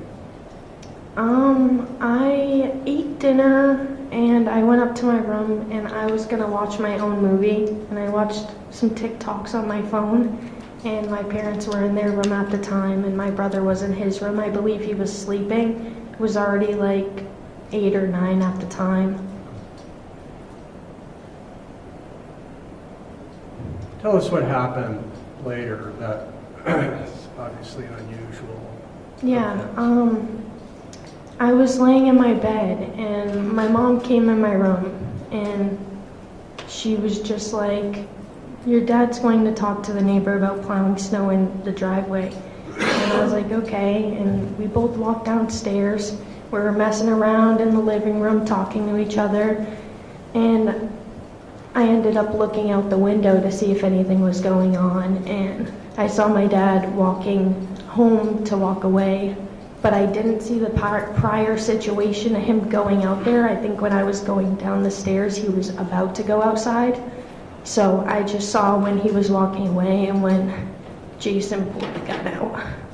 You saw the gun come up? Yes.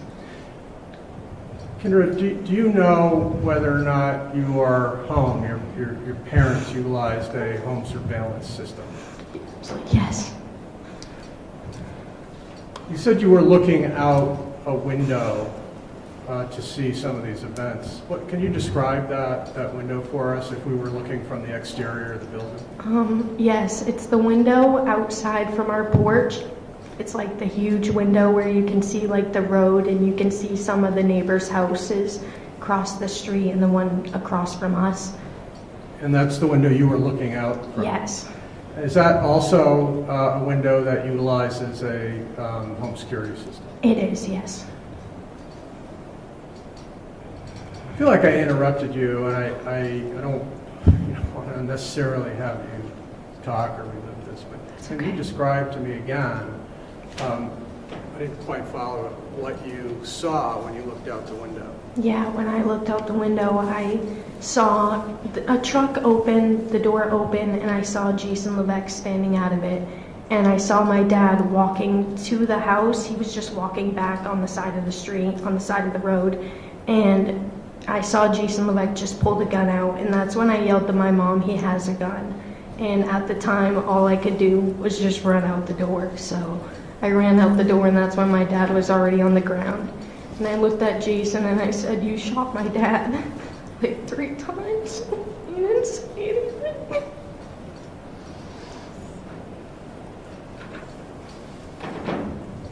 Do you need just a second?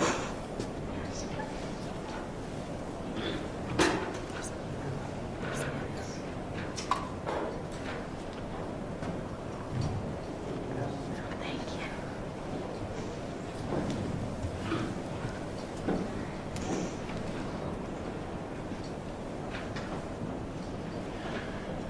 I want to ask you some more questions. Of course. You said you saw a truck. Yes. Can you describe generally where you saw that truck? It was parked on the side of the street. It was more on his side of the property, Jason Levesque, but it was also kind of hitting in the middle of ours.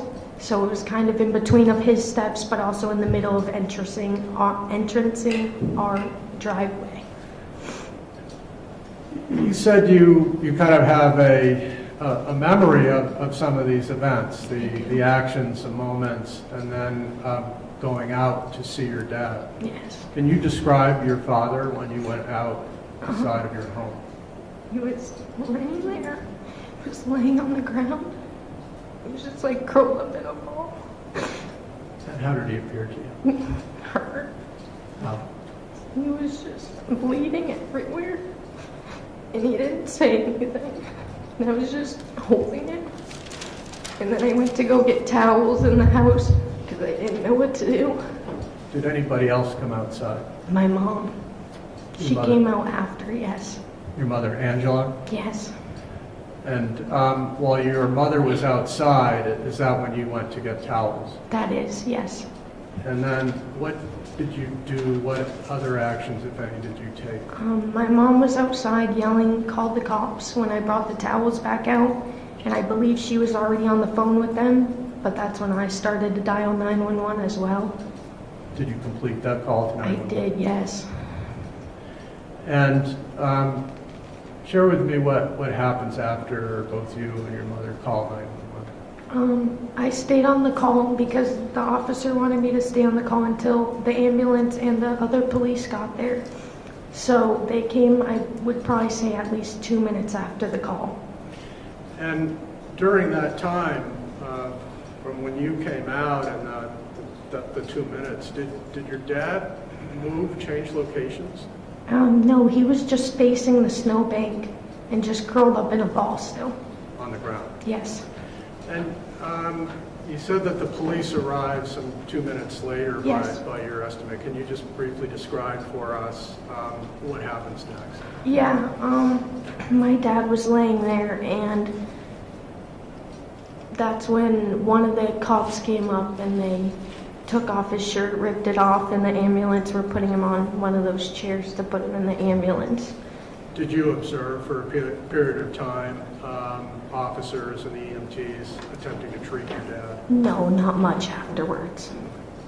And then after you were outside, can you tell us what other contact you may have had with police officers or law enforcement investigating this? I don't think I had contact other than when one cop came in my house to ask, like, questions about what happened and asked if we had camera footage and all that. Do you know whether or not you viewed or officers viewed the footage and whether that was turned over to? Yes, it was turned over that night. My mother handed over my dad's phone. Some of the events that you have described, do you believe they were captured on the video, the home surveillance system? I do. Your Honor, with the court's permission, I would like to reorient and perhaps Attorney Sisti and Mr. Levesque would like to reorient. If we could have a few minutes. Yes, thanks for that. I'll say that this is the bane of my existence. We'll move it forward, and if the court can inquire whether there are any issues with the view of it, we'll try and accommodate. Could you give us a minute? Everybody can see it.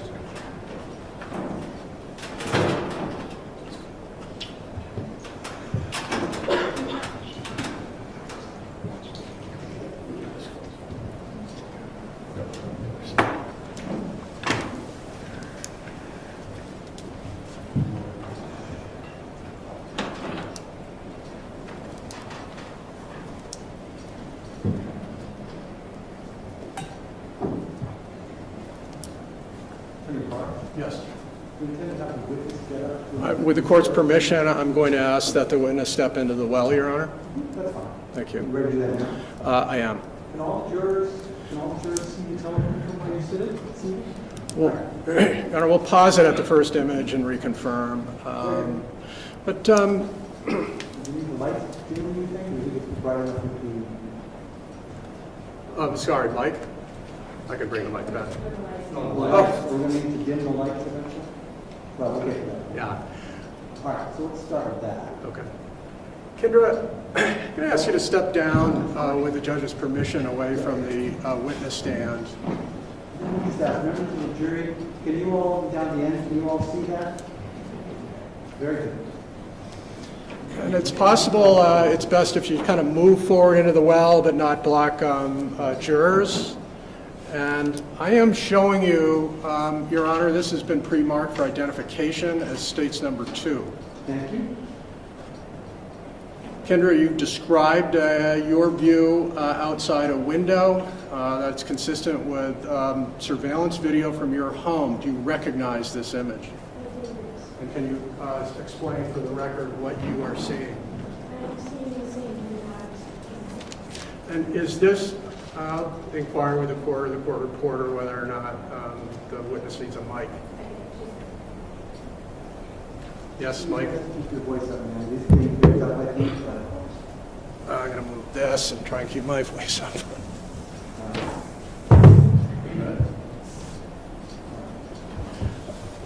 I think you just identified this as that bay window in your house that's adjacent to the porch from outside if you were looking at the house. Is that correct? Yes, it is. And is this then not only consistent with the view, but with what you understand to be the surveillance video from your home? Yes, that is the only one I have seen. I'm going to ask co-counsel, if we could proceed. Well, at this point, Your Honor, let me just it's for ID, and I don't mind this being stricken all the way. I want this as a full exhibit. Agreed. So is it agreement this is now a full exhibit? Yes? It's a full exhibit. Very good. This will be marked as State's Exhibit 2 as a full exhibit. Could we play? You're allowed to play it, yes.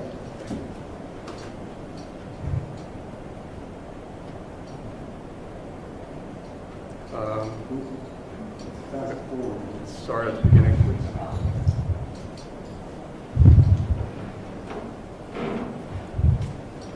Thank you, whoever did that.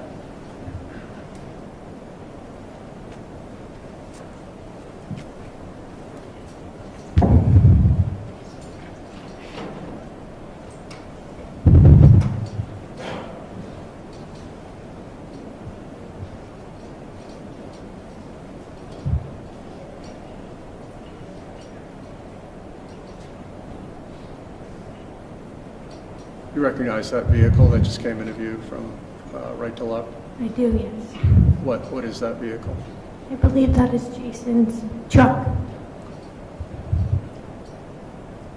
Can you identify the house on the far side of this driveway in the foreground? Yes, I can. Whose house is that? That is Jason's house. At 41? Yes.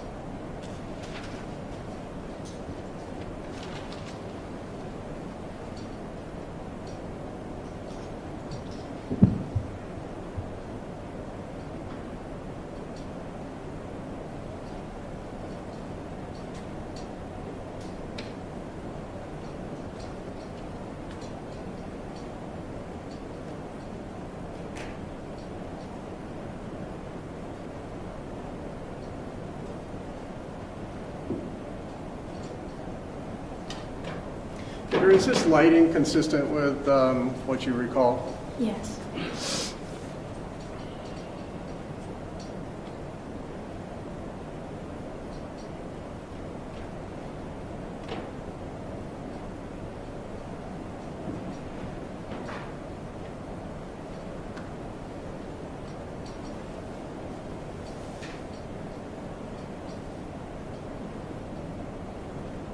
And you recognize that as the same vehicle? I do.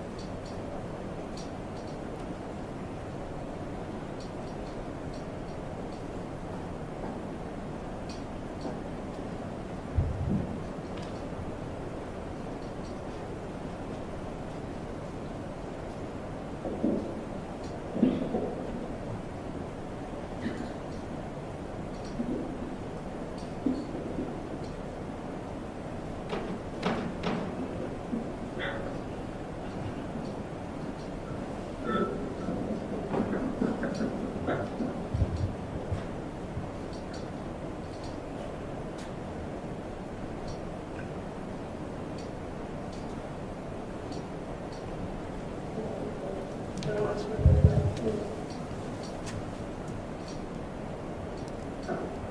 Yeah, can you pause right there?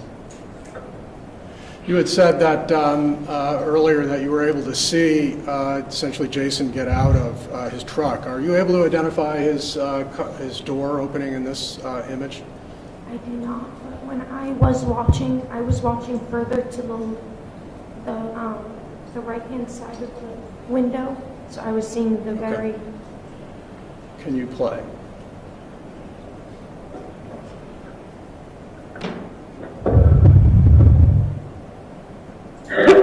Can you stop it? And who is this who just left, apparently, your home? Dad. And now in the left-hand image, and it may require you to move forward, are you able to identify Mr. Levesque in the far left next to the porch? I was not out at that time, so no. Okay. You said you were able to see him from the window. Yes. Can we keep playing? Yep, very good. I don't know, he's all the way up there. You better not do anything stupid.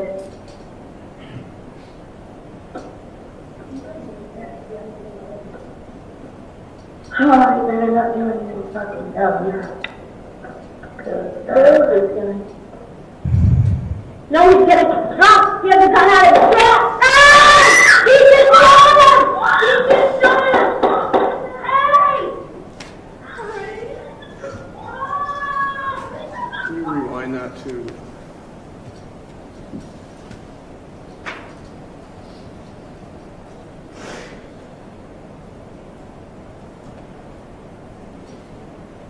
Yeah, right there. Were you able to see, Kyndra, your dad and Jason in the far image when you were inside? When I was watching that, Yeah. it was. Okay. And whose voice is that in the, I guess, background or the overlay of this video? My mom. Was fair to say your mom was also with you watching out this window? She was not watching. She was just in the living room. Okay. And can we advance it forward again?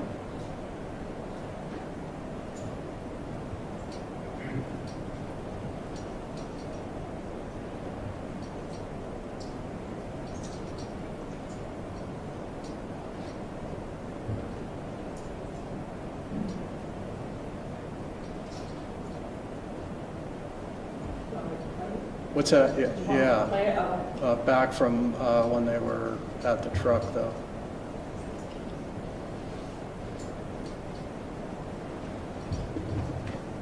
You better not do anything stupid.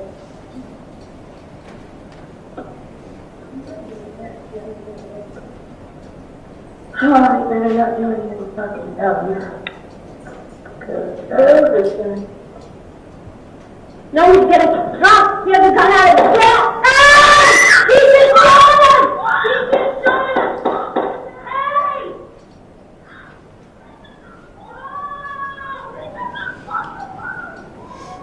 Can you identify who that is? And now? My mom.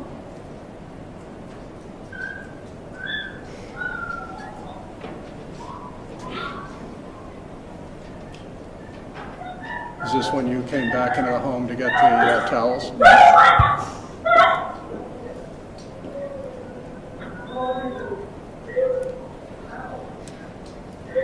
I need a call! Call 911.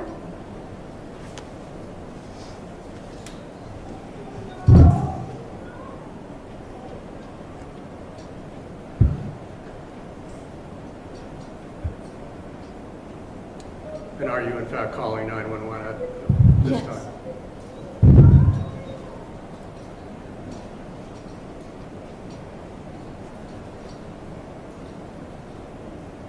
Okay. Your Honor, believe by agreement, the ID is struck, and this has been now moved as a full exhibit in evidence. Yes, it is. Thank you. So we're done showing this at this point? Can we all go back where we are, or is there more? We can. I am good. Good. Thank you. Go back. I'd like it available for cross-examination. It'll be available. Bring the lights back up.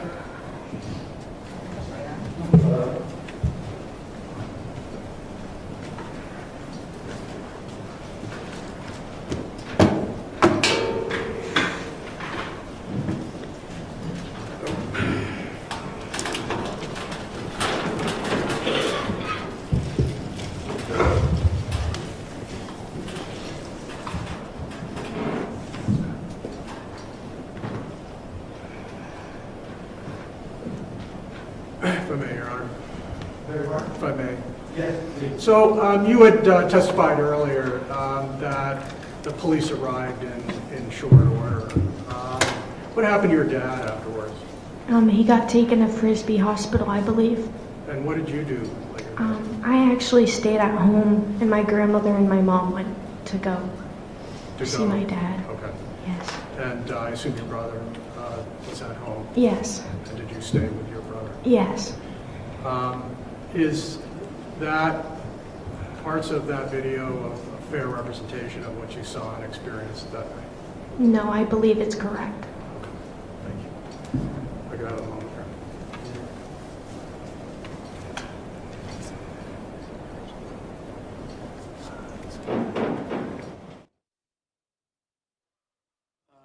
Kyndra, thank you. Attorney Sisti has some questions. I course. appreciate your time. Thank you. Thank you.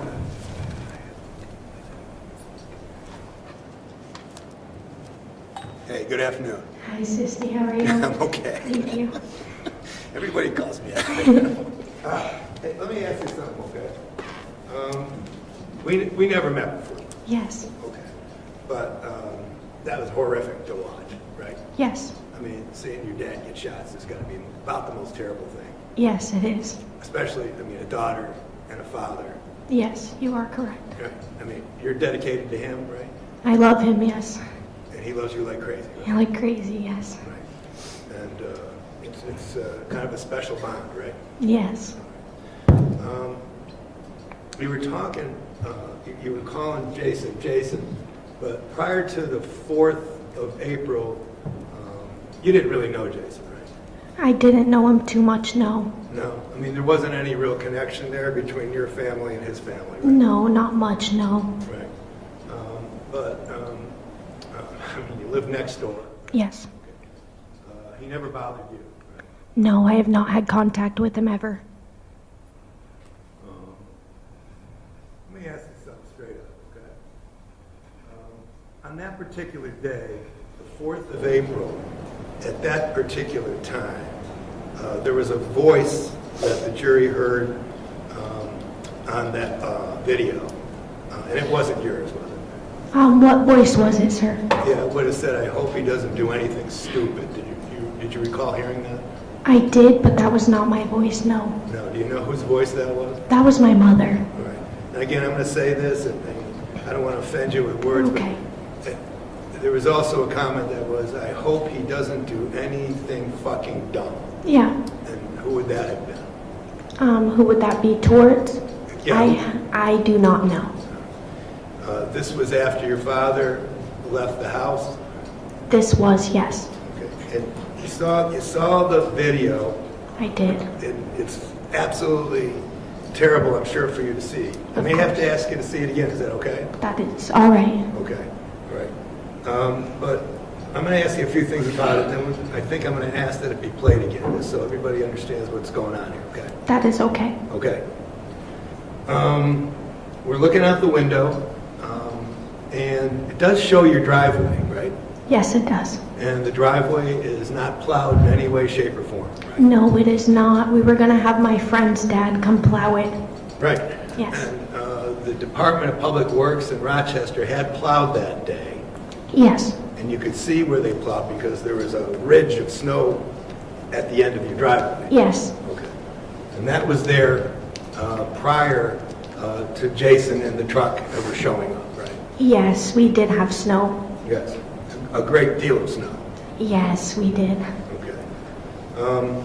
And as you're watching that particular video, would it be fair to say you couldn't hear what was going on outside, right? Yes, of course. You don't know what your father said to Jason? I do not know. You don't know what Jason, if anything, would have said to your father, right? You are right. Okay. Hey, let me ask you something else. Did you ever meet Jason's daughter? I have never. Never. No.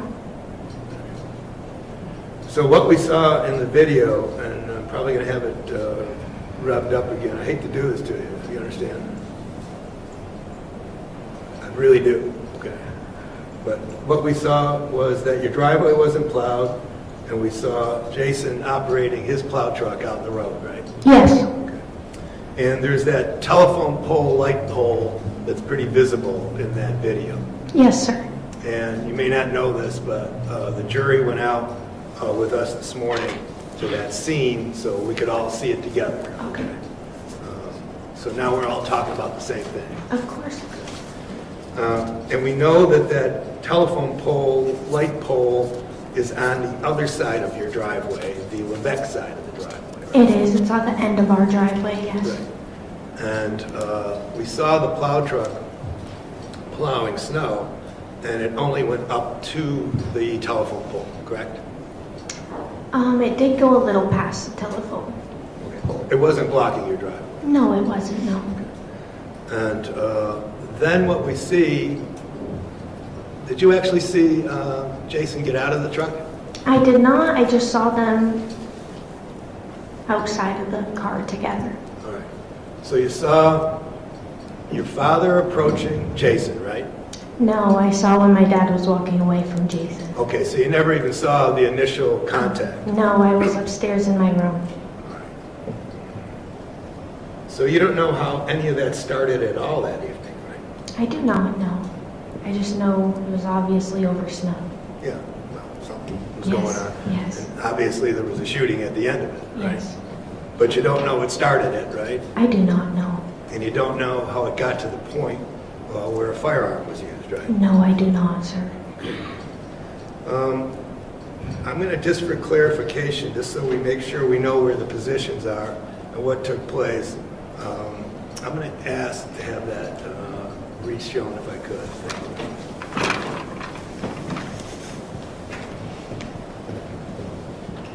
I may ask you a couple questions as it's going, so you may want to take. That is totally okay. Okay, thank you.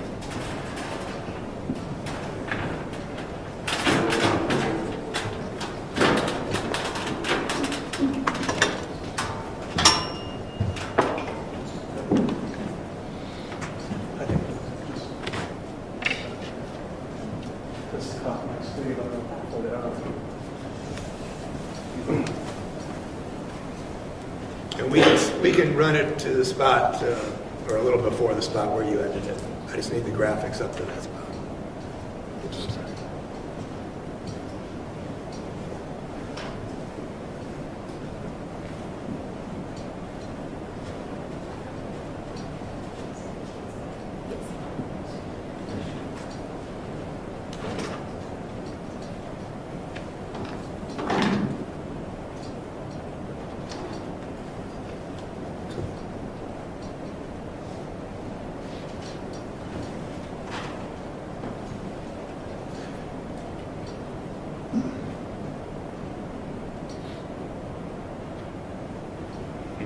We got to go all the way back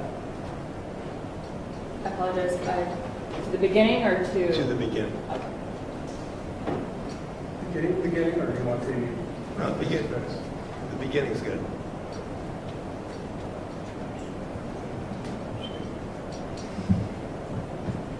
Okay, it takes a little time before we get to the action here. So, and again, this is your driveway, right? And it's unplowed. And it doesn't look like much action there. Some little tire tracks, but nothing out to the road, right? Okay.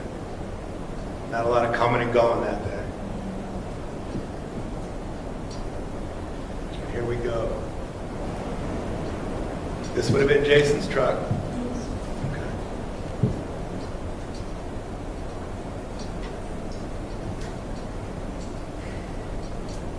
hear the witness's answer? Yes? Okay, very good. And again, you didn't see any of this either, did you? I didn't know. Right.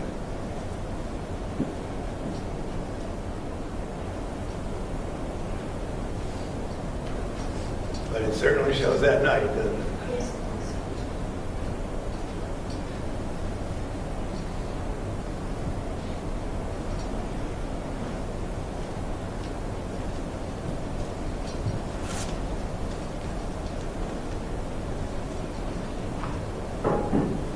Where's your bedroom relative to this location? Mine is upstairs, and you have a window on the top that points out that way, kind of. Okay. But I was, Okay, so you're actually looking out a window too. at this time, no, I was in bed. You're in bed. Yes. Tell me when you're starting to look out the window. I don't know my mom came in, and she said that. Okay. She was going to that conversation.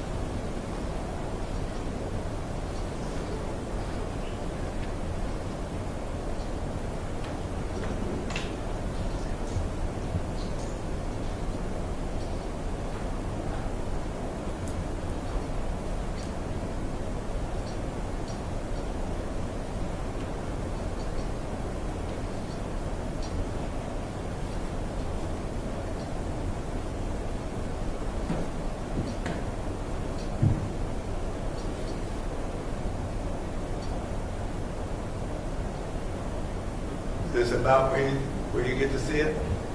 No, they were Yeah. already talking. They were already talking. Yes. Can you agree with me that Jason's truck is not obstructing anything on your property?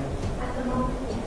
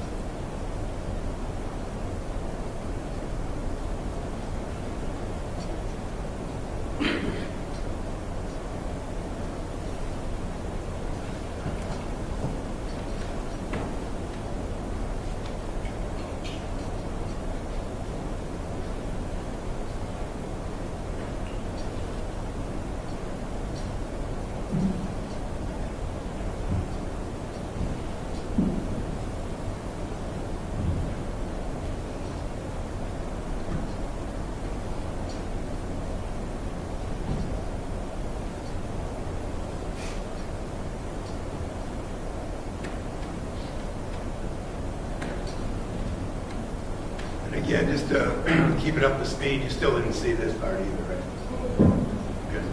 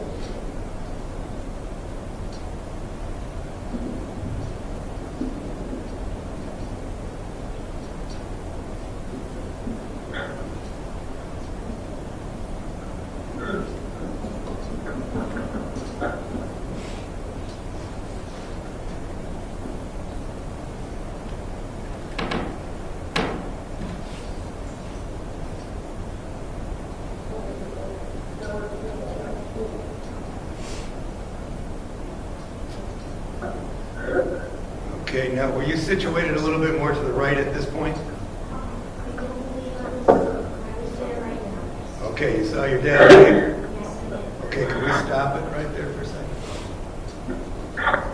Thank you.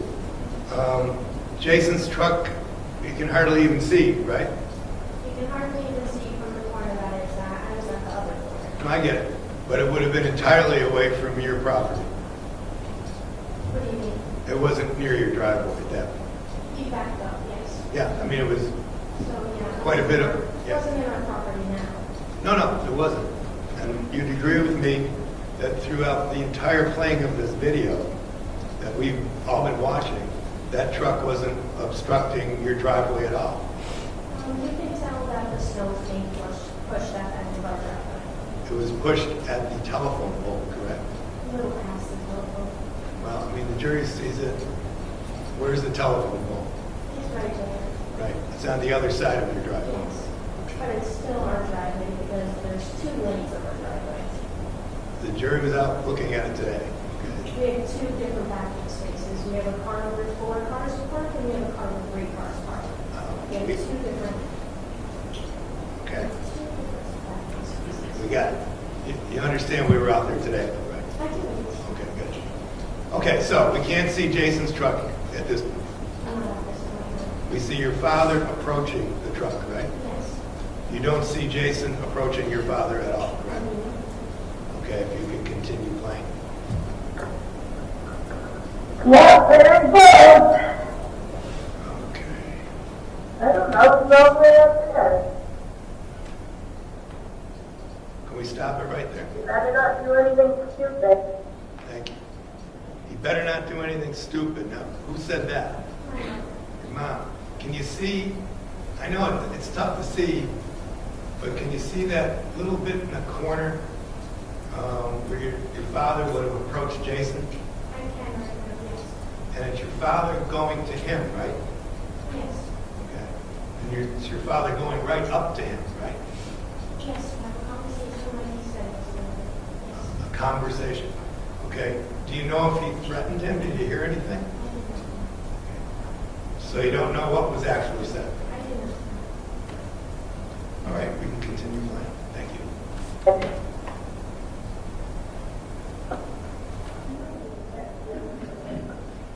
Okay, can we start? Oh, you better not do it. You don't know what's going on there, do you? Not exactly, because I'm not outside. Right.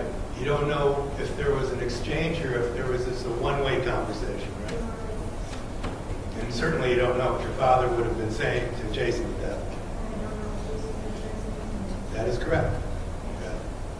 All right, we can continue.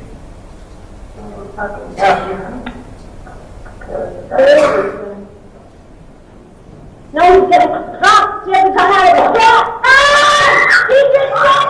That's fine. I don't want to put you through that again, okay? Okay, why don't you grab a seat? Thank you.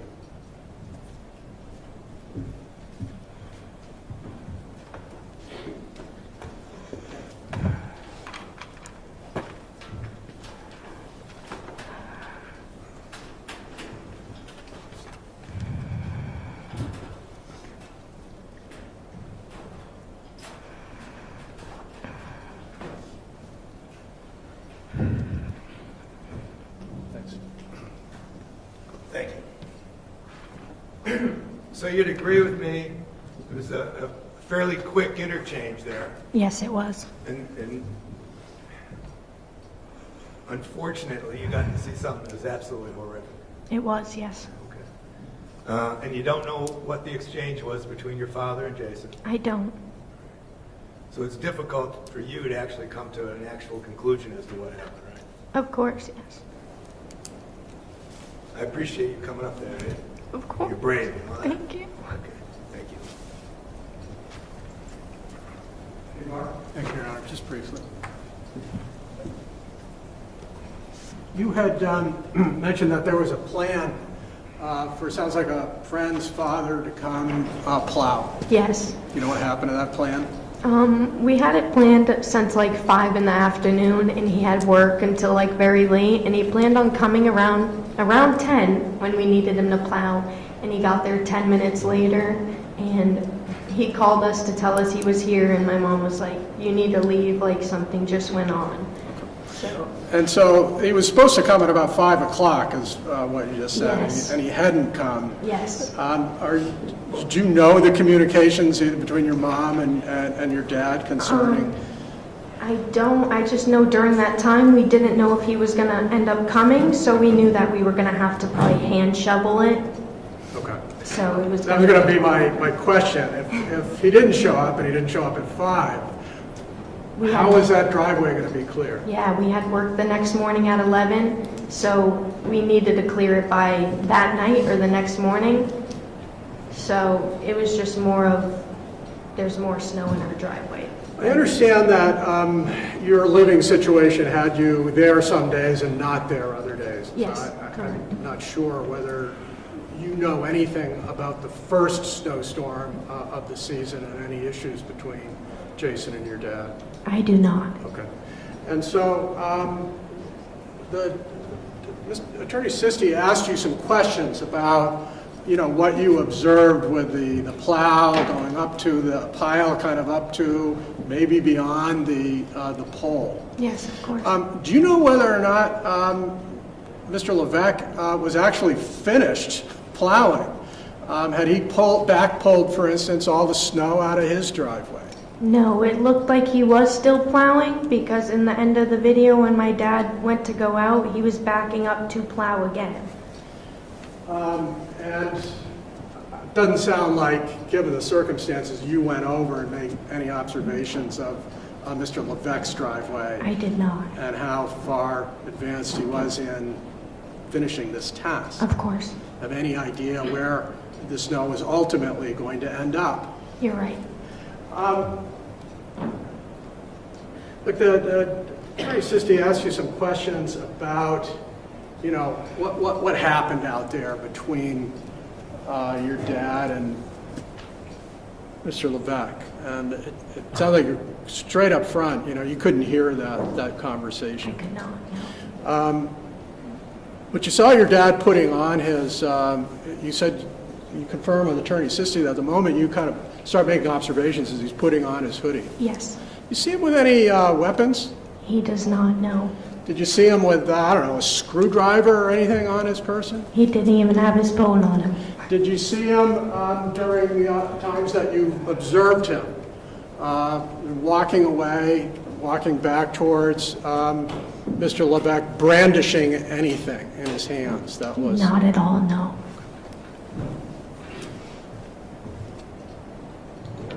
Thank you. Those were the questions. Just a couple. Actually, you don't know what was on your father, right? I do not. And certainly, from what we saw, and we just saw it briefly from a tough angle, it didn't appear as though Jason would be able to see what was on your father either. Objection, speculation. If you can answer it from what you saw on the video.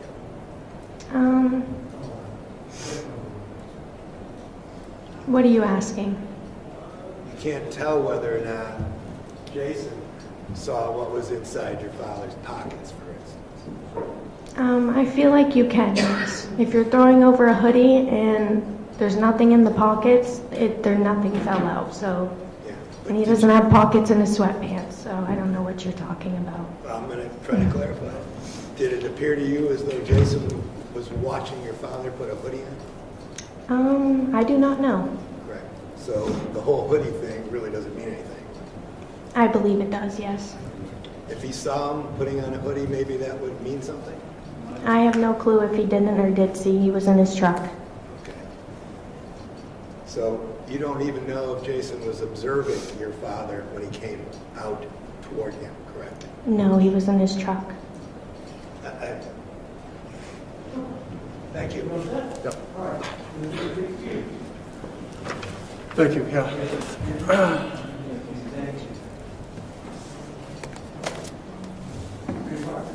Thank you, Your Honor. Angela Violette.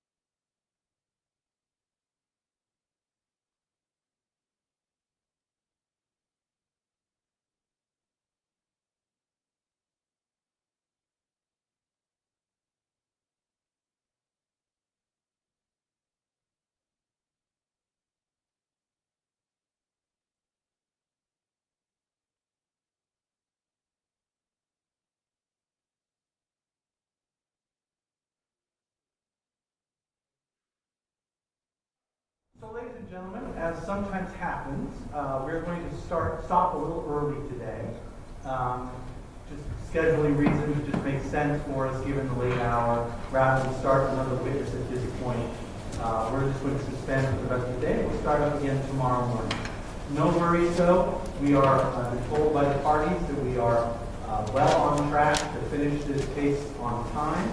So we're going to stop today. I will tell you, I do try my best not to waste your time ever. So I do always try to start when I say we're going to start and take breaks when I say we're going to, and we're going to try to do that for the rest of this trial. So I'd like you back here tomorrow morning at 10 o'clock, correct? That's correct, John. 10 o'clock tomorrow morning. You can be here a few minutes early, not too much early, but 10, 5 or 10 minutes before that would be best. And that way we can try to get started right at 10 o'clock. If by chance we can't start at 10 o'clock, as sometimes happens, that's not the fault of the parties, that's the fault of the court, because sometimes things come up unexpectedly because I have to do on other cases. But we'll do our best to start right. All right? All of my prior instructions to you remain in place. The most important one, do not talk amongst yourselves or with anyone else about this trial or about the facts of this case. Don't do any independent research. So no internet research. Don't go back to the scene of this location. Those are the main things. And otherwise, have a good night. Thank you. Please, Raj.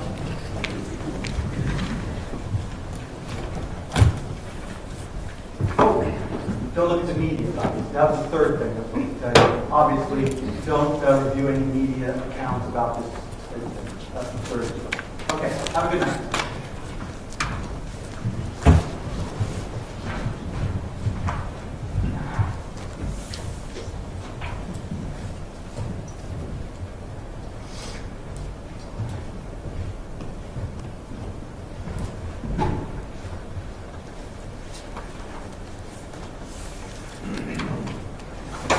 We're all set. We'll see you at 10 o'clock tomorrow morning. Thank you, folks. Thank you, Your Honor.